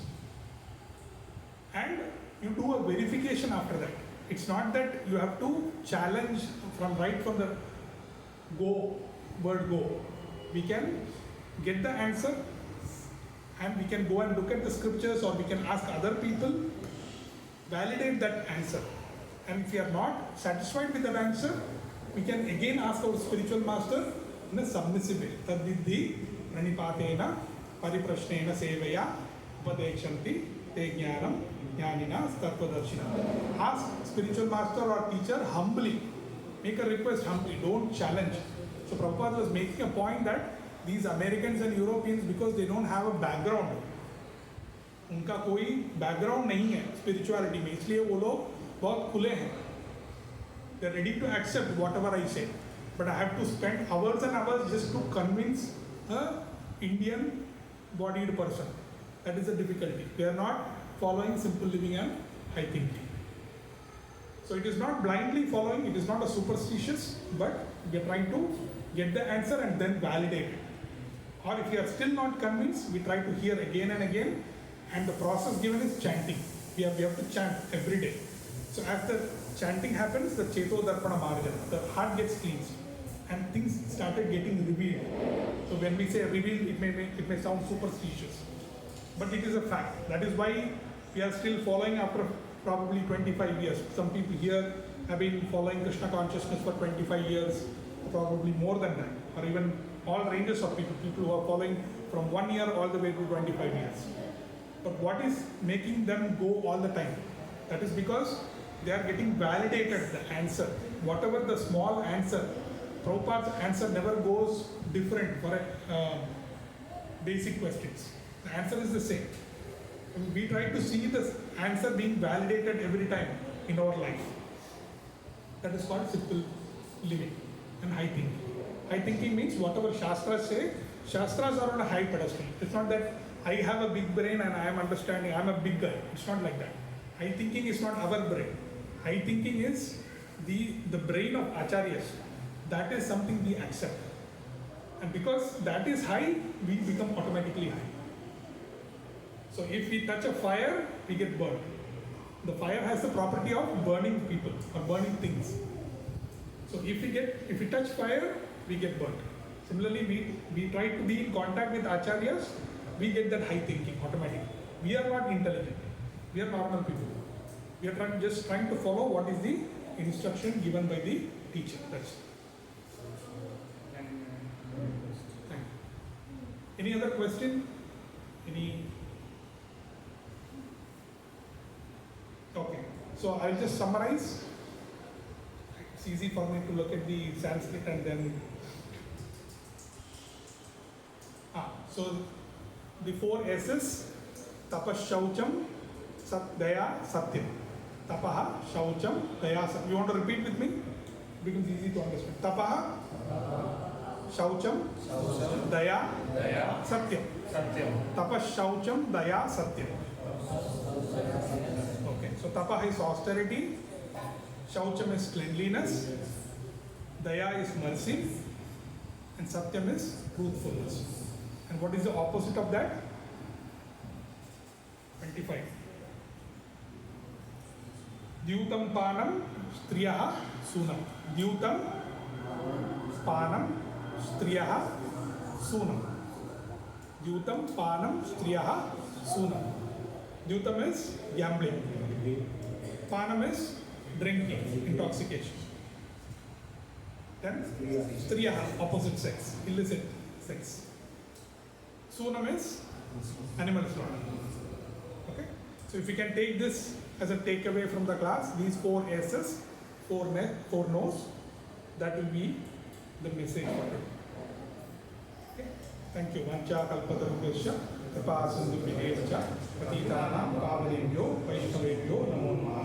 Anantakoti Vaishnav Vrinda ki jai. Srila Prabhupada ki jai. If you want to continue that fasting. Oh, you have time? Yeah. Okay. Otherwise we'll get you after some 3-4 days. But it's okay? It's only. More than 1.5 hours. It will take some 10 minutes. Oh, is it? Yeah, it will take 10 minutes for that fasting. Last time. I was about to talk about illicit sex. Okay. So, Mahabharata process. Okay, you have 10 minutes? Yeah, yes. Okay, so you have to bear with me for another 10 minutes. So, it's always told that any point or any principle being made, if there are living examples to show the principle, that will be easy to remember. So my point, I was planning to talk about one example for each of these: no meat eating, no intoxication, no gambling, no illicit sex. So one pastime, that's what I was thinking. So I will quickly summarize one sentence for each of these, then I will go in detail for illicit sex. Pastime. So pastime जो लीला है, illicit sex ना करने का जो principle है, सिद्धांत है, उसका जो लीला है, उसके बारे में मैं थोड़ा वर्णन करूँगा, और उससे पहले मैं बाकी तीनों का जो एग्जाम्पल है, रियल लाइफ एग्जाम्पल, शास्त्र में जो एग्जाम्पल दिया हुआ है, उसके बारे में बोलने की चेष्टा करूँगा. If you know, you can talk, okay, or talk also, okay. So we'll take first. I will keep the illicit sex for the last, because I'm going to talk about a small pastime from Mahabharata that emphasizes or shows this illicit sex. Anybody want to volunteer for? You don't have to talk about the entire pastime, but if you want to give an example of somebody who broke the law or who did intoxication and who had to suffer consequences. So any example, anybody want to volunteer? Somebody who did intoxication. Yes. Do you want to talk quickly about that? One sentence or two sentences? So they were actually taking this intoxicant, and they were who are they? Sons of? Sons of Kuvera. And during that time, Narada Muni was passing by, and because of the state of intoxication, they didn't respect the way they should have been. Otherwise, they would have For a saint. For a saint. So that is the saint, for their benefit, saint cursed them to become priests. Yeah. So everybody aware of this pastime? Nalakuvara. So we recently went through the Damodar Mantra. And those two trees were... Yes, Yamalarjuna trees. So that is intoxication pastime. So that is a leela that teaches us not to do intoxication. Another example, intoxication is in Prabhas Kshetra in Gujarat.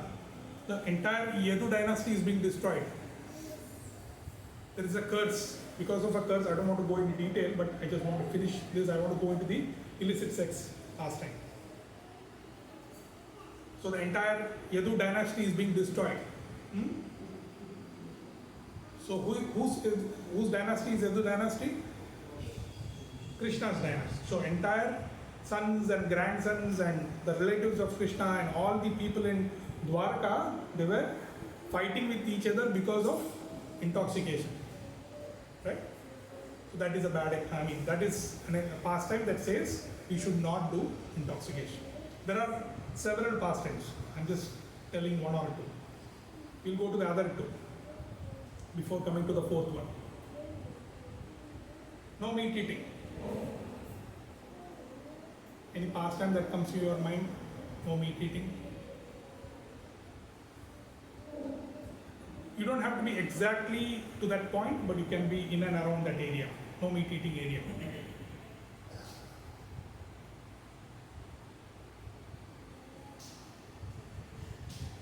Okay. So the kind of relative pastime I was able to look out was, there is a pastime of sage Agastya Muni, and he is living somewhere nearby. When I say nearby, it's not GYC and Technopark, but there is a Agastya hill nearby. It's called Podigai Hill. It's down south. When you come from the aircraft, if you come, sometimes the aircraft goes to the sea and takes a U-turn, comes back. Sometimes it goes to the mountain and takes a U-turn and comes back. That mountain is part of the Agastya Podigai Hills. It is partly in Kerala and partly in Tamil Nadu. So that Agastya Muni, he was dealing with two demons, Vatapi and Ilvala. So Vatapi and Ilvala, they were man-eating cannibals, demons, man-eating. So they were eating up all the sages in the forest, all the brahmanas who were performing sacrifice, all the children, women. They were eating all human flesh all the time. Their main course or breakfast, lunch and dinner, everything is human flesh. So all the brahmanas went and requested Agastya Muni that, hey, these two guys, brothers, Vatapi and Ilvala, they're creating havoc. They are disturbing us, not only disturbing, they are eating us. You please help us. You please do something with these demons. And there is a pastime, I am not going to narrate the entire pastime. The pastime says, finally, Agastya Muni swallows the demon, both the demons. And they kill. Probably you might have, some of you might have heard. That is the no meat eating pastime that I can relate to. What is the other one? No, no gambling. That's easy. Everybody knows. Want to give an example? Yes. Who was gambling? Draupadi was not gambling. Yudhishthira was gambling. Yeah, Pandavas were, yeah, Yudhishthira. Right? So it's the easy one. So we are not supposed to gamble. And you can almost say another example is gambling. Raja Harishchandra, the Raja who was upholding the truth. For the sake of truth, he was sacrificing his wife, he sacrificed his son, right? He gave him, his son died practically. So he was gambling with his family. Even though he did for the sake of truth, and finally truth triumphs and everything was restored, but the principle says you are not supposed to gamble with other people. We can gamble with ourselves. I can say, if I don't do something, I will become your slave. I can say that, but I cannot say my wife is going to become slave. I cannot say my child is going to be slave. My friend is going to be slave. Who are we to say that? That soul is different soul. That those people are different. We cannot take ownership of those people and say that I am going to gamble these people. And the same thing happened with Draupadi also. So that is the example of gambling. So again, these three examples once again. First, intoxication was what was the example? Nalakuvara and Manigriva. And the second was Prabhas Sheth, Yadavas were fighting with each other. 2 examples. And no meat eating, Agastya Muni and Vatapi Ilvala, 2 demons. And the last example, the third one, no gambling, is Draupadi was being gambled by Pandavas. And Harishchandra was also gambling his family without even asking the wife or child. Now we will come for the last one.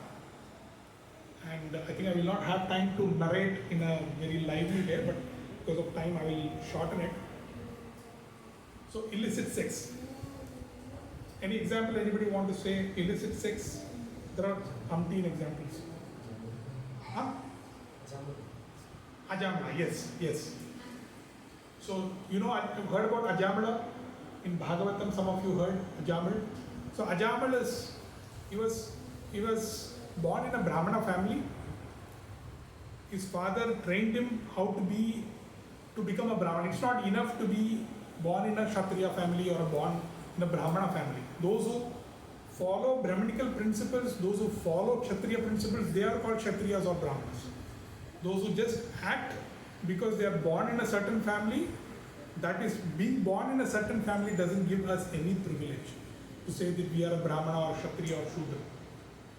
Person who is born in the Shudra family can be expert Brahmana if he is ready to accept. A person who is born in a Brahmin family but he is rascal number 1, he is never a Brahman. So Ajamal was that example. He was rascal number 1. Even though he was trained properly, he was not following Brahminical principles. And he was attracted by a opposite sex, prostitute. He fell into the trap of illicit sex. And somehow or the other, at the end, he was able to remember the name of his youngest son, last son. In fact, Bhagavatam commentary says the 10 sons he had was, all the 9 previous were not his sons. Those were the sons of the prostitute, his wife. And the last son was his son. All other 9 sons before was the son of prostitute. So that is why he was attached to his son. So illicit sex, that is an example. What is the other example you want to say? And I will keep the third one for the small narration. Ravana and Sita Devi. That is another example. Ravana was lustful towards Sita. He wanted to have Lakshmi without Narayan. Sometimes people worship on Fridays Lakshmi Devi, only Lakshmi Devi. They want Shubha Labh, that's all. Lakshmi here, Ganeshji here, Shubha Labh. And Namaste. Friday, big Bonanza festival. No Narayan there. And there are temples, Lakshmi, Mahalakshmi temple, this temple, that temple. There is no Narayan there. Only Lakshmi is being worshipped. That is exactly Ravana's attitude. Ravana wants only Lakshmi. He doesn't want Ram. He wants only Sita. He is lusty behind Sita's body and Sita's fortune. That is second example. Another example, Bali and Sugriva's wife. So Bali, when he was he defeated Sugriva. He drove him away from the Kishkinda, his empire and territory. He forcefully grabbed Sugriva's wife. And that was the dealing between Sugriva and Ramchandra. Huh? You say, you help me acquire my wife from the hands of Bali. You help me to acquire hands of my wife from Ravana. You help me here, you help me there. Negotiation. Huh? That was happening. That is illicit sex. The brother is trying to enjoy the wife of the other brother. And both ways also. Even Sugriva, what he did, he was also becoming a rascal. What he did, after killing Vali, he took Vali's wife, Tara, and made him his wife. And he was enjoying with Tara and all the women for 4 months, Chaturmas. We do Chaturmas as avoiding this food stuff, that food stuff. He was like avoiding Ramachandra, avoiding Lakshmana, avoiding Sita Devi, avoiding Hanuman, and having all fun with Tara and all the ladies. That is illicit sex. And the last example I wanted to give was from Mahabharata, illicit sex. Kichak Vada. Kichak was a general in the army of Virat.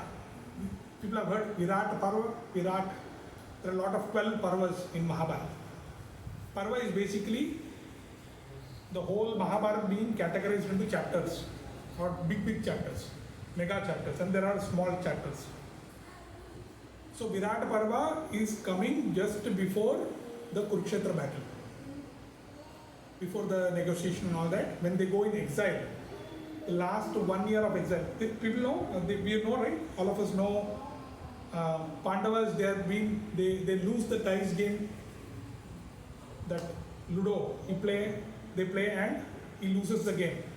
And Duryodhan banishes him into the forest. He says, you have to go to Vanvas for 13 years. And in the last year, it will be a incognito, Ajnatavas. So that Ajnatavas happens in Virata Desh or Matsya Desh, near the area of Madhya Pradesh and Bihar, that area. So King Virat and his queen's name is Sudekshana. And the queen had a brother. His name was Kichak. And this section is called Kichaka Vada Parva, the killing of Kichak. And who killed Kichak? Bhim. Bhimsen killed Kichak. And why did he kill? Because Kichak wanted to enjoy Draupadi. So they were living in incognito. So 12 years are over. Now there is last 13th year. And what, according to the rule set by Duryodhan, the last year has to be incognito. If Duryodhan or his spies find out Pandavas, then you have to repeat the whole cycle. Again 13 years. So Duryodhan has sent all his spies all across the world trying to look for where are the Pandavas. And the Pandavas were hiding in Virat Desh. And Virat Desh is ruled by Virat Raja. His queen was Sudekshana. And the queen's brother was Kichak. And he was the army general in Virata's army. And our Pandavas and Draupadi, they were living incognito in Virata Desh. So who was Yudhishthir living as? What was his role there? He was not going there as Yudhishthir. What was his role there? He was an entertainer for the king, especially playing dice game. So the kings, they enjoy playing dice game in the free time.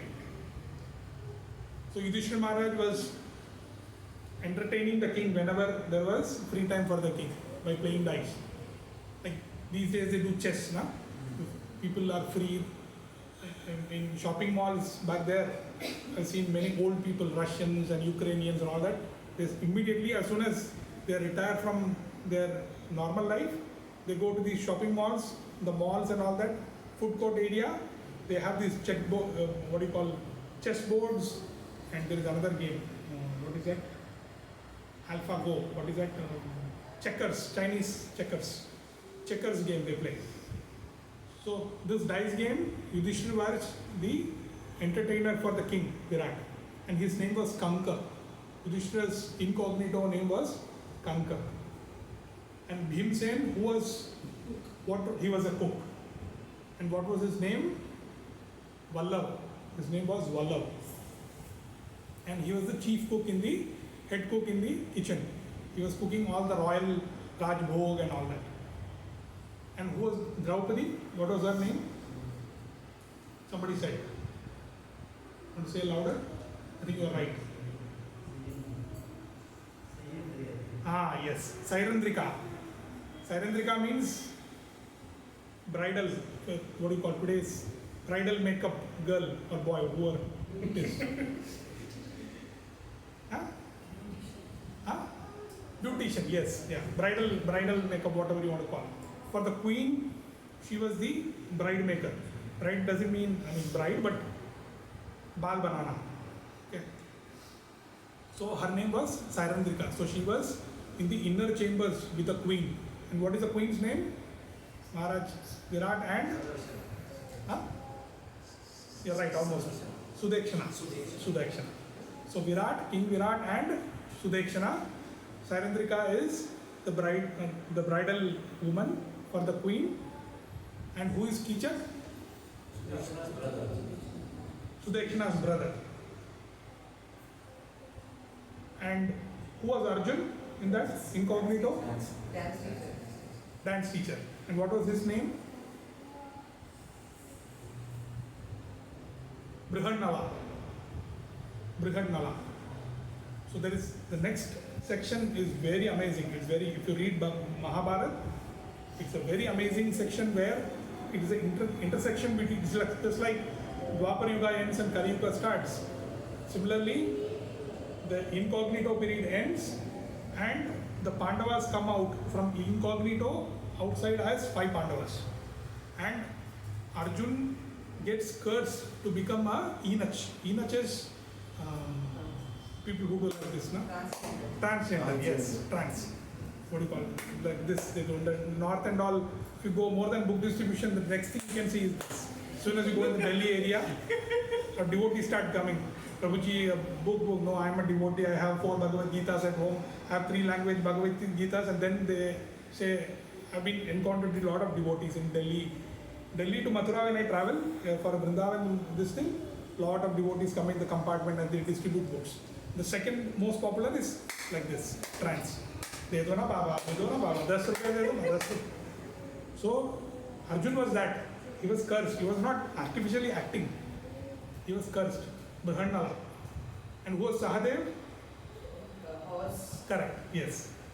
And no, Sahadev was cow pal or gopal.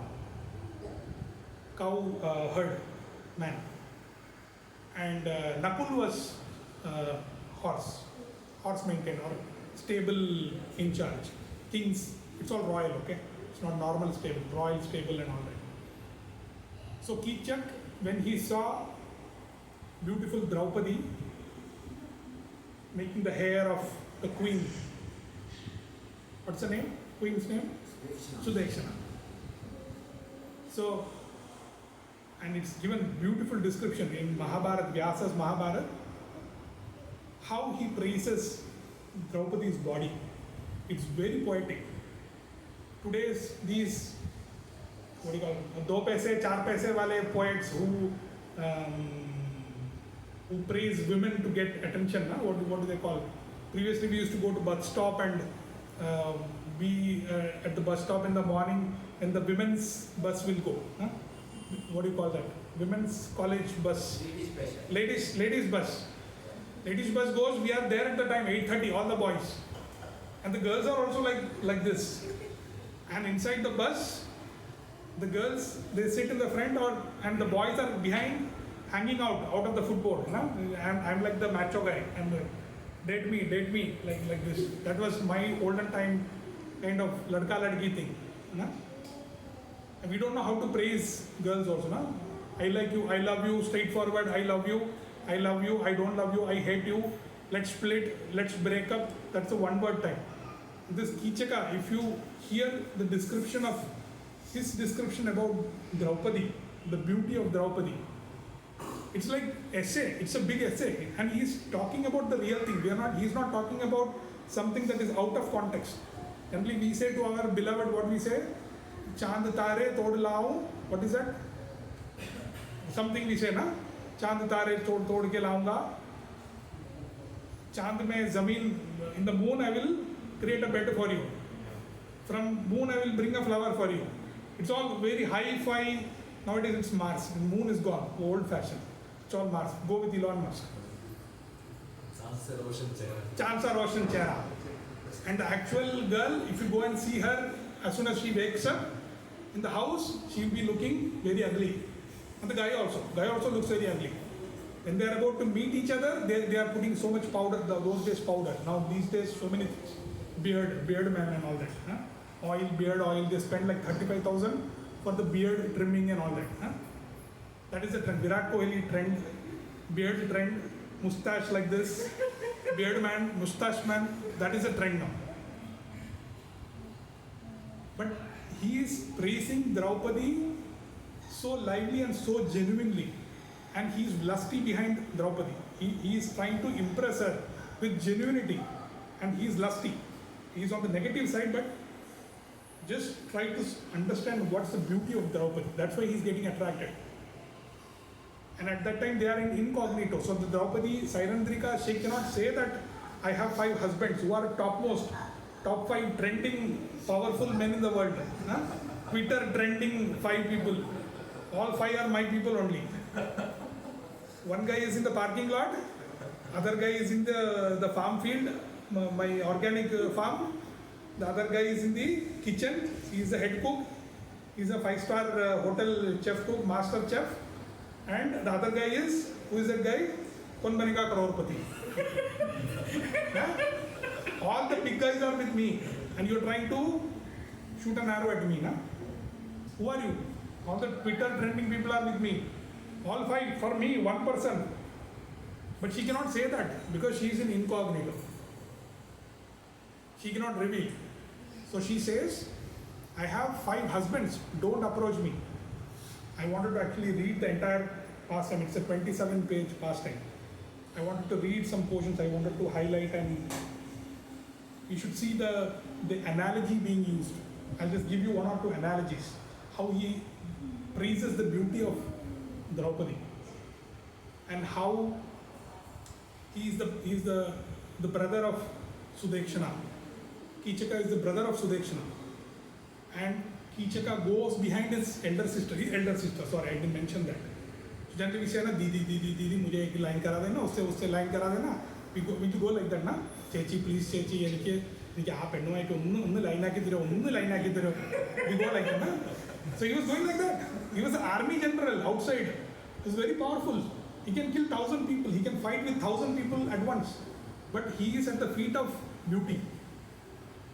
And he is going behind his sister and saying, please, somehow convince this girl, beautiful girl, and ask her to come to my chambers. I don't care who she is. I'm stunned by the beauty of Draupadi. And she is called Krishna. Okay? Don't think that beauty is only fairy thing. It's not a fairy tale. Krishna means what? Her name is Krishna. There are 2 Krishnas in Mahabharata. One is Lord Krishna and one is Krishna. What does Krishna mean? One who has black complexion. You said that, Prabhu. One who has black complexion is Krishna. So, she was black complexion but very beautiful. And as an army general, he can enjoy with one different girl every day, 365 days. There are so many maidservants he can, but after seeing Draupadi, he forgot everything. He was just running behind his sister, and the analogy is given. What is that analogy? The analogy of the brother going behind the sister to win the hand of this maidservant. The analogy given is a jackal going behind a lioness. So we see in the forest, jackal, right? Jackals and these wolves and jackals, they go behind the lion and lioness. Because the lion kills a deer and whatever is left out, remnants, these jackal eats. The jackal doesn't have a physical strength to go and hunt a deer, hunt an elephant. But whatever the lion eats, whatever is remaining, the jackal goes and eats. So here the example, the lioness is compared to Sudekshana, or the queen of Virat. And the jackal is compared to this evil-minded, wicked Kichak. So he's going behind that, his sister, and somehow trying to make a chance for meeting this girl. And she says, no, don't even go next to her. She's told me that she has 5 husbands and they are invisible husbands. What do you mean by invisible? She said she has 5 Gandharva husbands.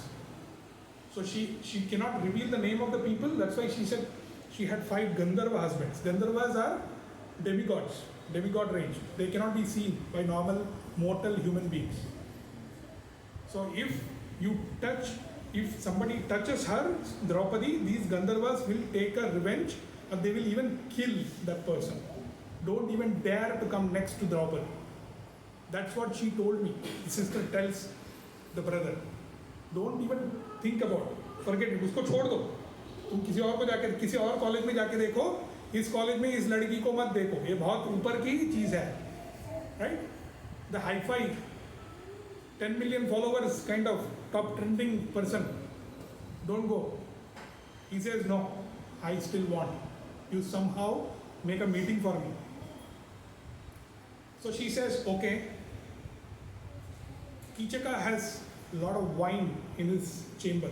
He drinks a lot. Nowadays we have in our house, bar house. Our house, when we US and all, they have every house has a bar at the basement. Not devotees, okay? Otherwise, and nowadays here also that trend has come. The culture is there. They have bar. They construct a house.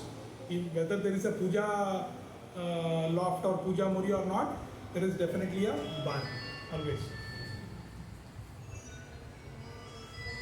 So he has wine collection, kitchen.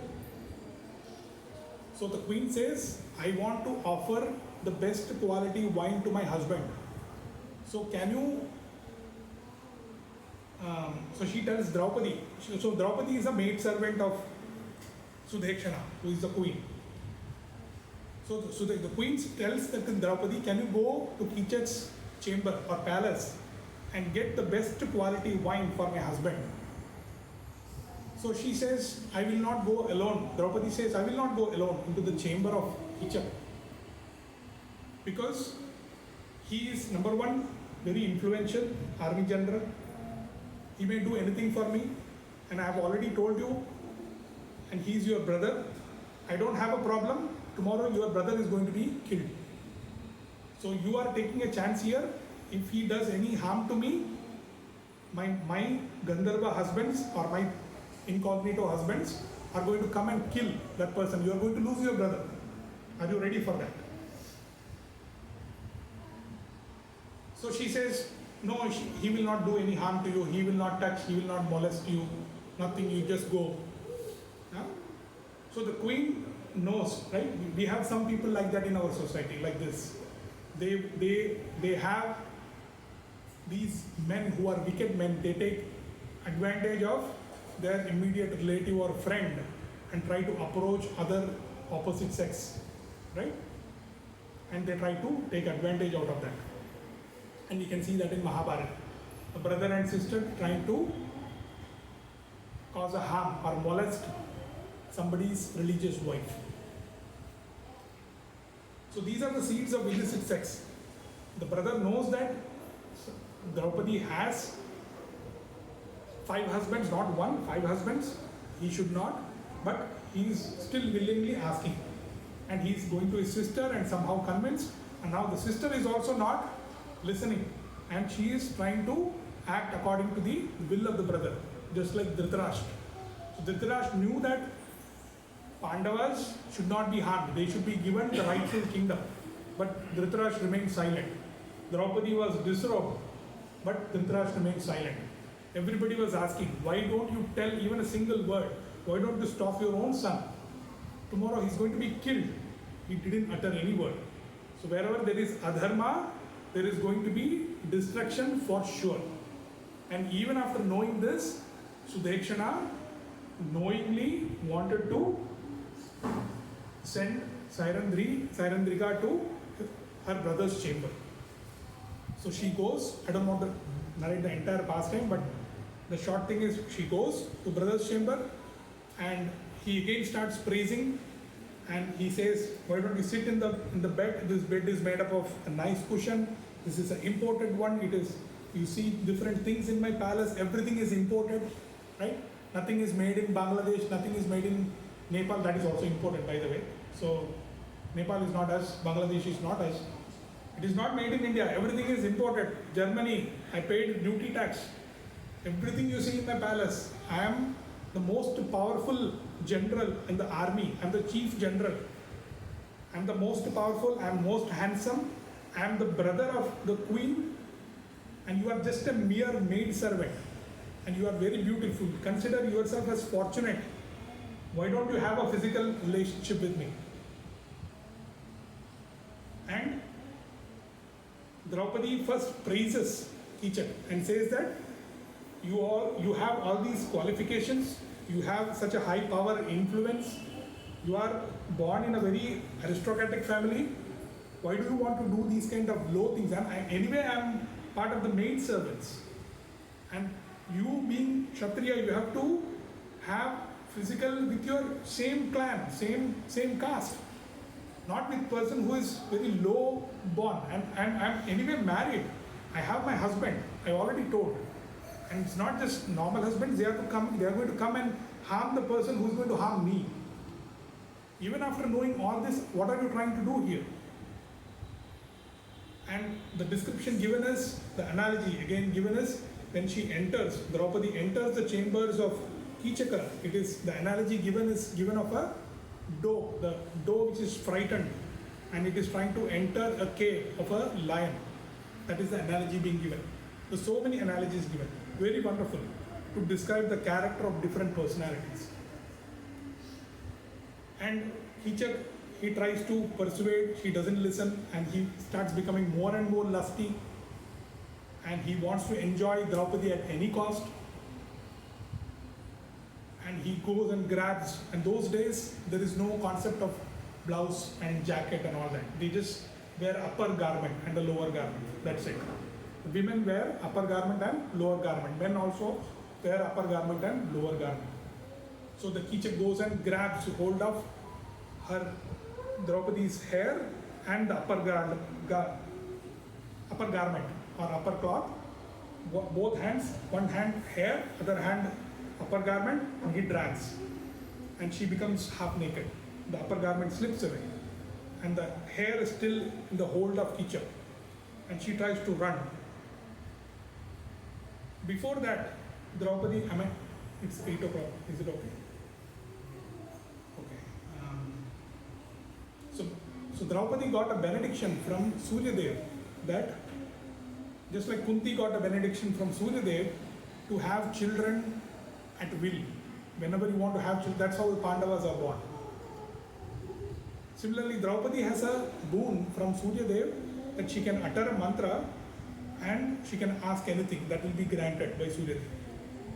So before she enters the chamber of Kichak, she recalls that mantra and she recites that mantra, and Suryadev grants her protection. She says that I'm going to enter this chamber. I don't know what is the behavior of this Kichak. It can be wicked number one. That is what I feel. That's my gut feeling. So please protect me. She calls out for Suryadev. And Suryadev, what he does is he sends a Rakshasa, invisible Rakshasa. The name is given in Mahabharata. You can go and read. And that Rakshasa invisibly protects Draupadi. So coming back to our scene, where her upper garment is gone, and Kichak is trying to pull the hair of Draupadi, and she's trying to run away. She's not able to go because he has the power of 1,000 elephants. Kichak is very powerful. So she tries all her best, and then she again prays in the heart to Suryadev. And that Rakshas who is protecting, he blows a wind, and that wind pushes away Kichak, and he loses grip of the hair. And she runs into the court where the king there is a royal throne, and King Virat is there, all the ministers are there, Yudhishthira Maharaj Kanka is there, Bhimsen, who is the royal cook, he is also present there, he is standing behind, Arjuna is there in the women's quarters. The whole description is given. What is the scene of that court? Arjuna, who is the Brihannala, being the eunuch or who stays with the women, he is there looking from the palace balcony, looking at the court, and Draupadi is running half naked, just like she was disrobed. Same kind of scene is re-happening now. and she comes to the middle of the court. She starts pleading the king, Virat. See what Kichak has done. And Kichak keeps running behind, and as soon as she reaches the middle of the court, he kicks Sairandrika, who is half naked. So you may ask what happened to the Rakshasa who is not protecting by without kicking. I don't know. Ask Vyasdev. So Kichak kicked Draupadi, and the court is looking Draupadi from all directions. They don't know it's Draupadi. And Draupadi starts pleading to the Virat, King Virat, saying that, "Oh, King Virat, please help me. Your army general, your favorite minister is trying to molest me or harass me. Please protect me." And she pleads to all the ministers. And Yudhishthira Maharaj, being as a Kanka, who is a entertainer, he advises the king.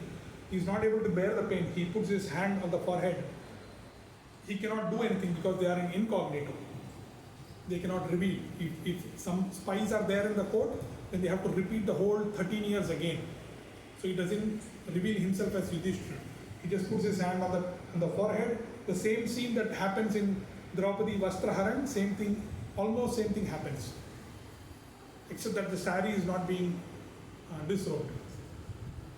And she starts pleading to all the ministers. And the ministers and the Brahmanas, assembled Brahmanas and the king, everybody tell Kichak that don't do this. This is not righteous. This is not religious. This is against the code of conduct. This is not ethical, what you are doing.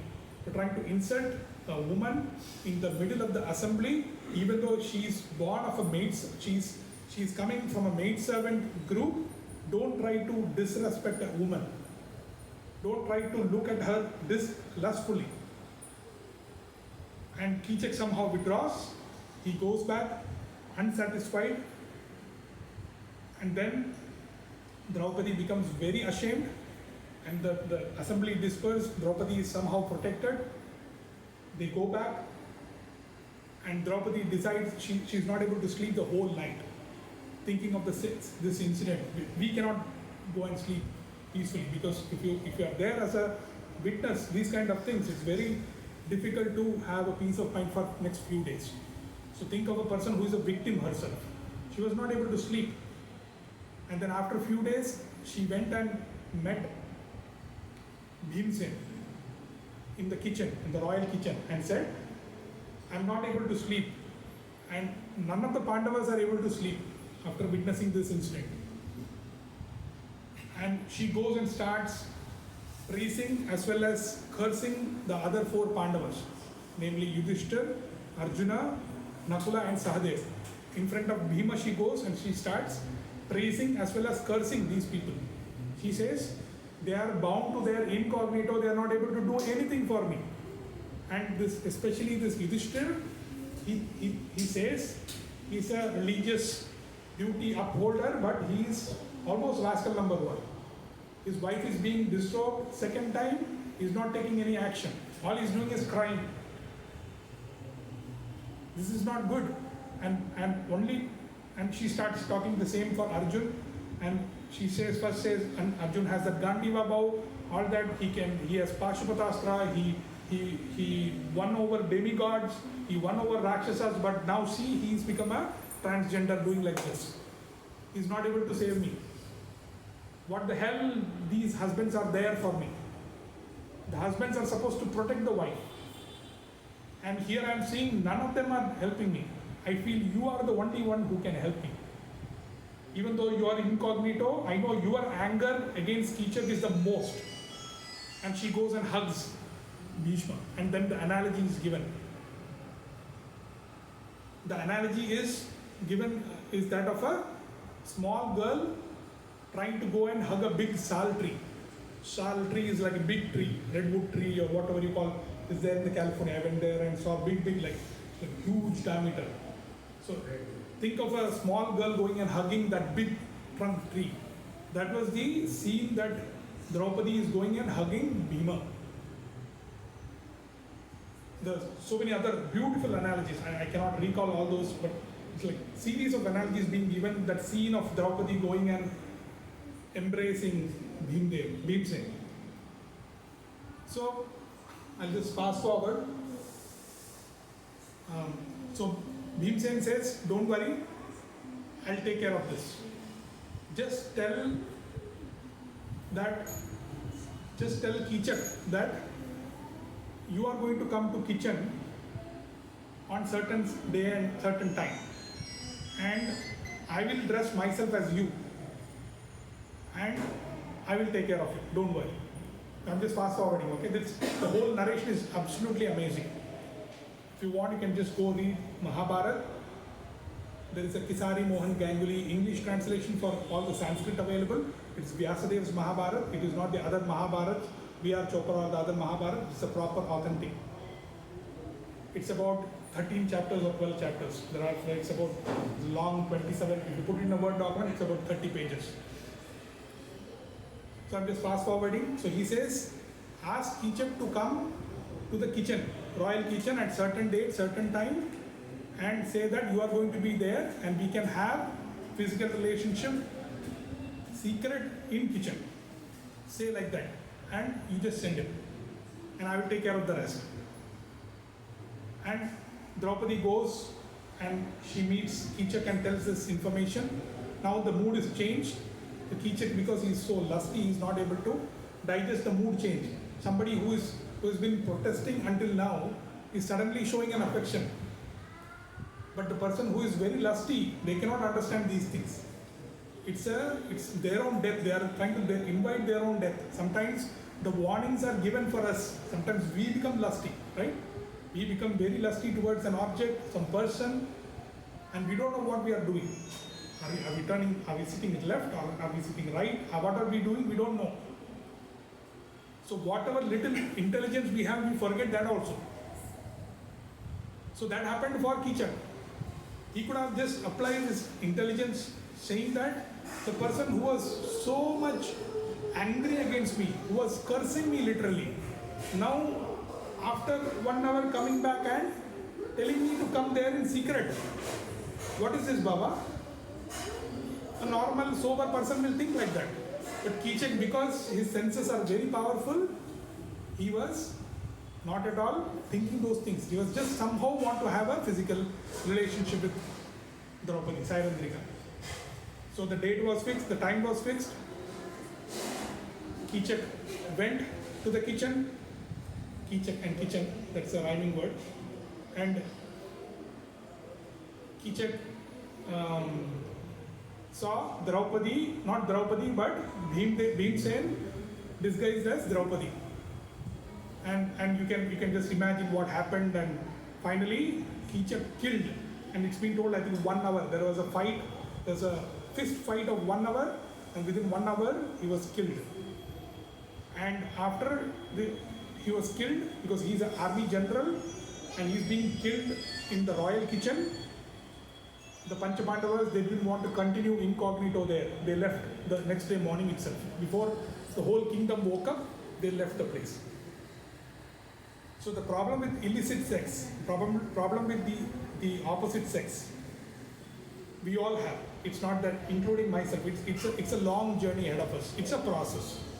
Even though we commit to our Guru Maharaj no illicit sex, we may not be doing grossly, but we may be enjoying within subtly. We may be enjoying from a poster, we may be enjoying from somebody who is standing probably 100 feet away from us, but not wearing a proper dress. It can be a male or female. Nowadays, there is male attraction also, or female attraction also. So we have to be always alert and conscious of this fact that illicit sex has to be avoided at any cost. And in Bhagavatam itself, in 9th canto, there is a shloka that comes where King Yayati, he speaks to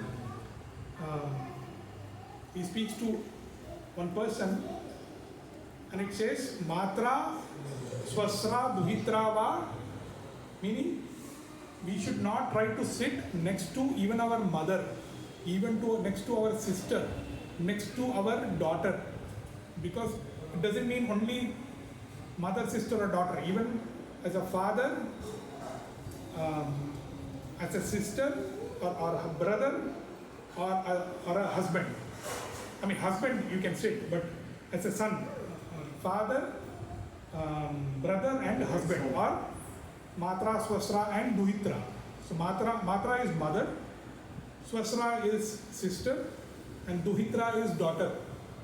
So once the puberty happens, either for male or female child, it is recommended that we don't sit very closely, and that too in a isolation. We don't sit alone with our daughter. We don't sit alone with our, as a mother, we don't sit alone next to our son in solitude. Because why? The next line says, Balavan Indriya Gramo and Vidwams Chakre, and it says that even the greatest scholars, those who know highest Vedic literature, they also get bewildered because the senses are so powerful. All the five senses, not just one particular sense. Even the vision can drag you down. Even the hearing can drag you down. Or taste can drag you down. Touch can drag you down. Anything can drag us down from looking at the opposite sex. So it is said that one should be very careful with opposite sex, even up to the point of their own mother, their own sister, and their own daughter, or their own father, their own brother, and their own son. We have to be very careful. We can show love not by touching all the time. We can be lovingly inclined towards the opposite sex through words. It's not a problem. It's not, after a certain time, of course, during childhood, we want to embrace our daughter, we want to embrace our son, all that we want to do. But once they reach a particular age, we have to be very careful, because the recommendation of Bhagavatam is, even if we are very scholarly, even if we are great philosophers, forget about common people, the senses are very strong that it can subdue even the greatest person. That's why we will see that Prabhupada's pastime, Prabhupada never had a woman disciple or woman sitting alone inside the room. Always he had one of his disciples sit next to him, a male disciple. And the woman may sometimes say that, I want to share a private thing with you, Prabhupada. I have this difficulty. My husband left me. I am a single mother. I want to practice bhakti. I don't want to expose my private life to everybody, all your disciples. But Prabhupada will say no. It is the order of my spiritual master that I should not sit alone with my female disciple or female well-wisher or anybody. Even though they are at the age of my daughter or even granddaughter, once they have attained a particular age, we are not supposed to sit closely or in solitude with the opposite sex. And that is where we start eradicating that anartha or unwanted thing. Once we don't be in contact, or nowadays people talk on phone, even though you are not closely in touch with the opposite sex, you can talk over the phone, you can chat over the phone. That is also not recommended, because it is something that it's a whirlpool. It will take us all the way down, drag us and take us away from bhakti. It's the greatest anartha that we have. Unwanted thing. I think I will stop there. It's too long, 6 to 8:20. It's okay? And sorry for boring. You will come next week also, Prabhu? No. I have service at the temple, so. But you can come once in a while. Yeah, I'll come. I can arrange a backup. So this backup I arranged 1 week before. I have 2 backups to make. Then I can come here. Thank you for bearing with me. It's too long. It's not recommended to talk more than 40 minutes. That's why all our schools, the period is only 40 minutes or 45 minutes. More than 45 minutes, gone. Our consciousness will be gone. So even if you have not heard, you have not listened, that's absolutely okay. It's only for my purification, for my consciousness improving. I want to do this primarily. And I want to keep this English speaking thing, because I don't get a chance other places. All other places I speak Malayalam. And this is the only place where I can revive my English speaking class and whatever I want to do it. So thank you for giving me this opportunity, and I'll try to be here once in 3 months or so. Thank you again. And sorry for bothering you this long. Hare Krishna. Patitanam Pavanebhyo Vaishnavebhyo Namo Namaha. Ananta Koti Vaishnava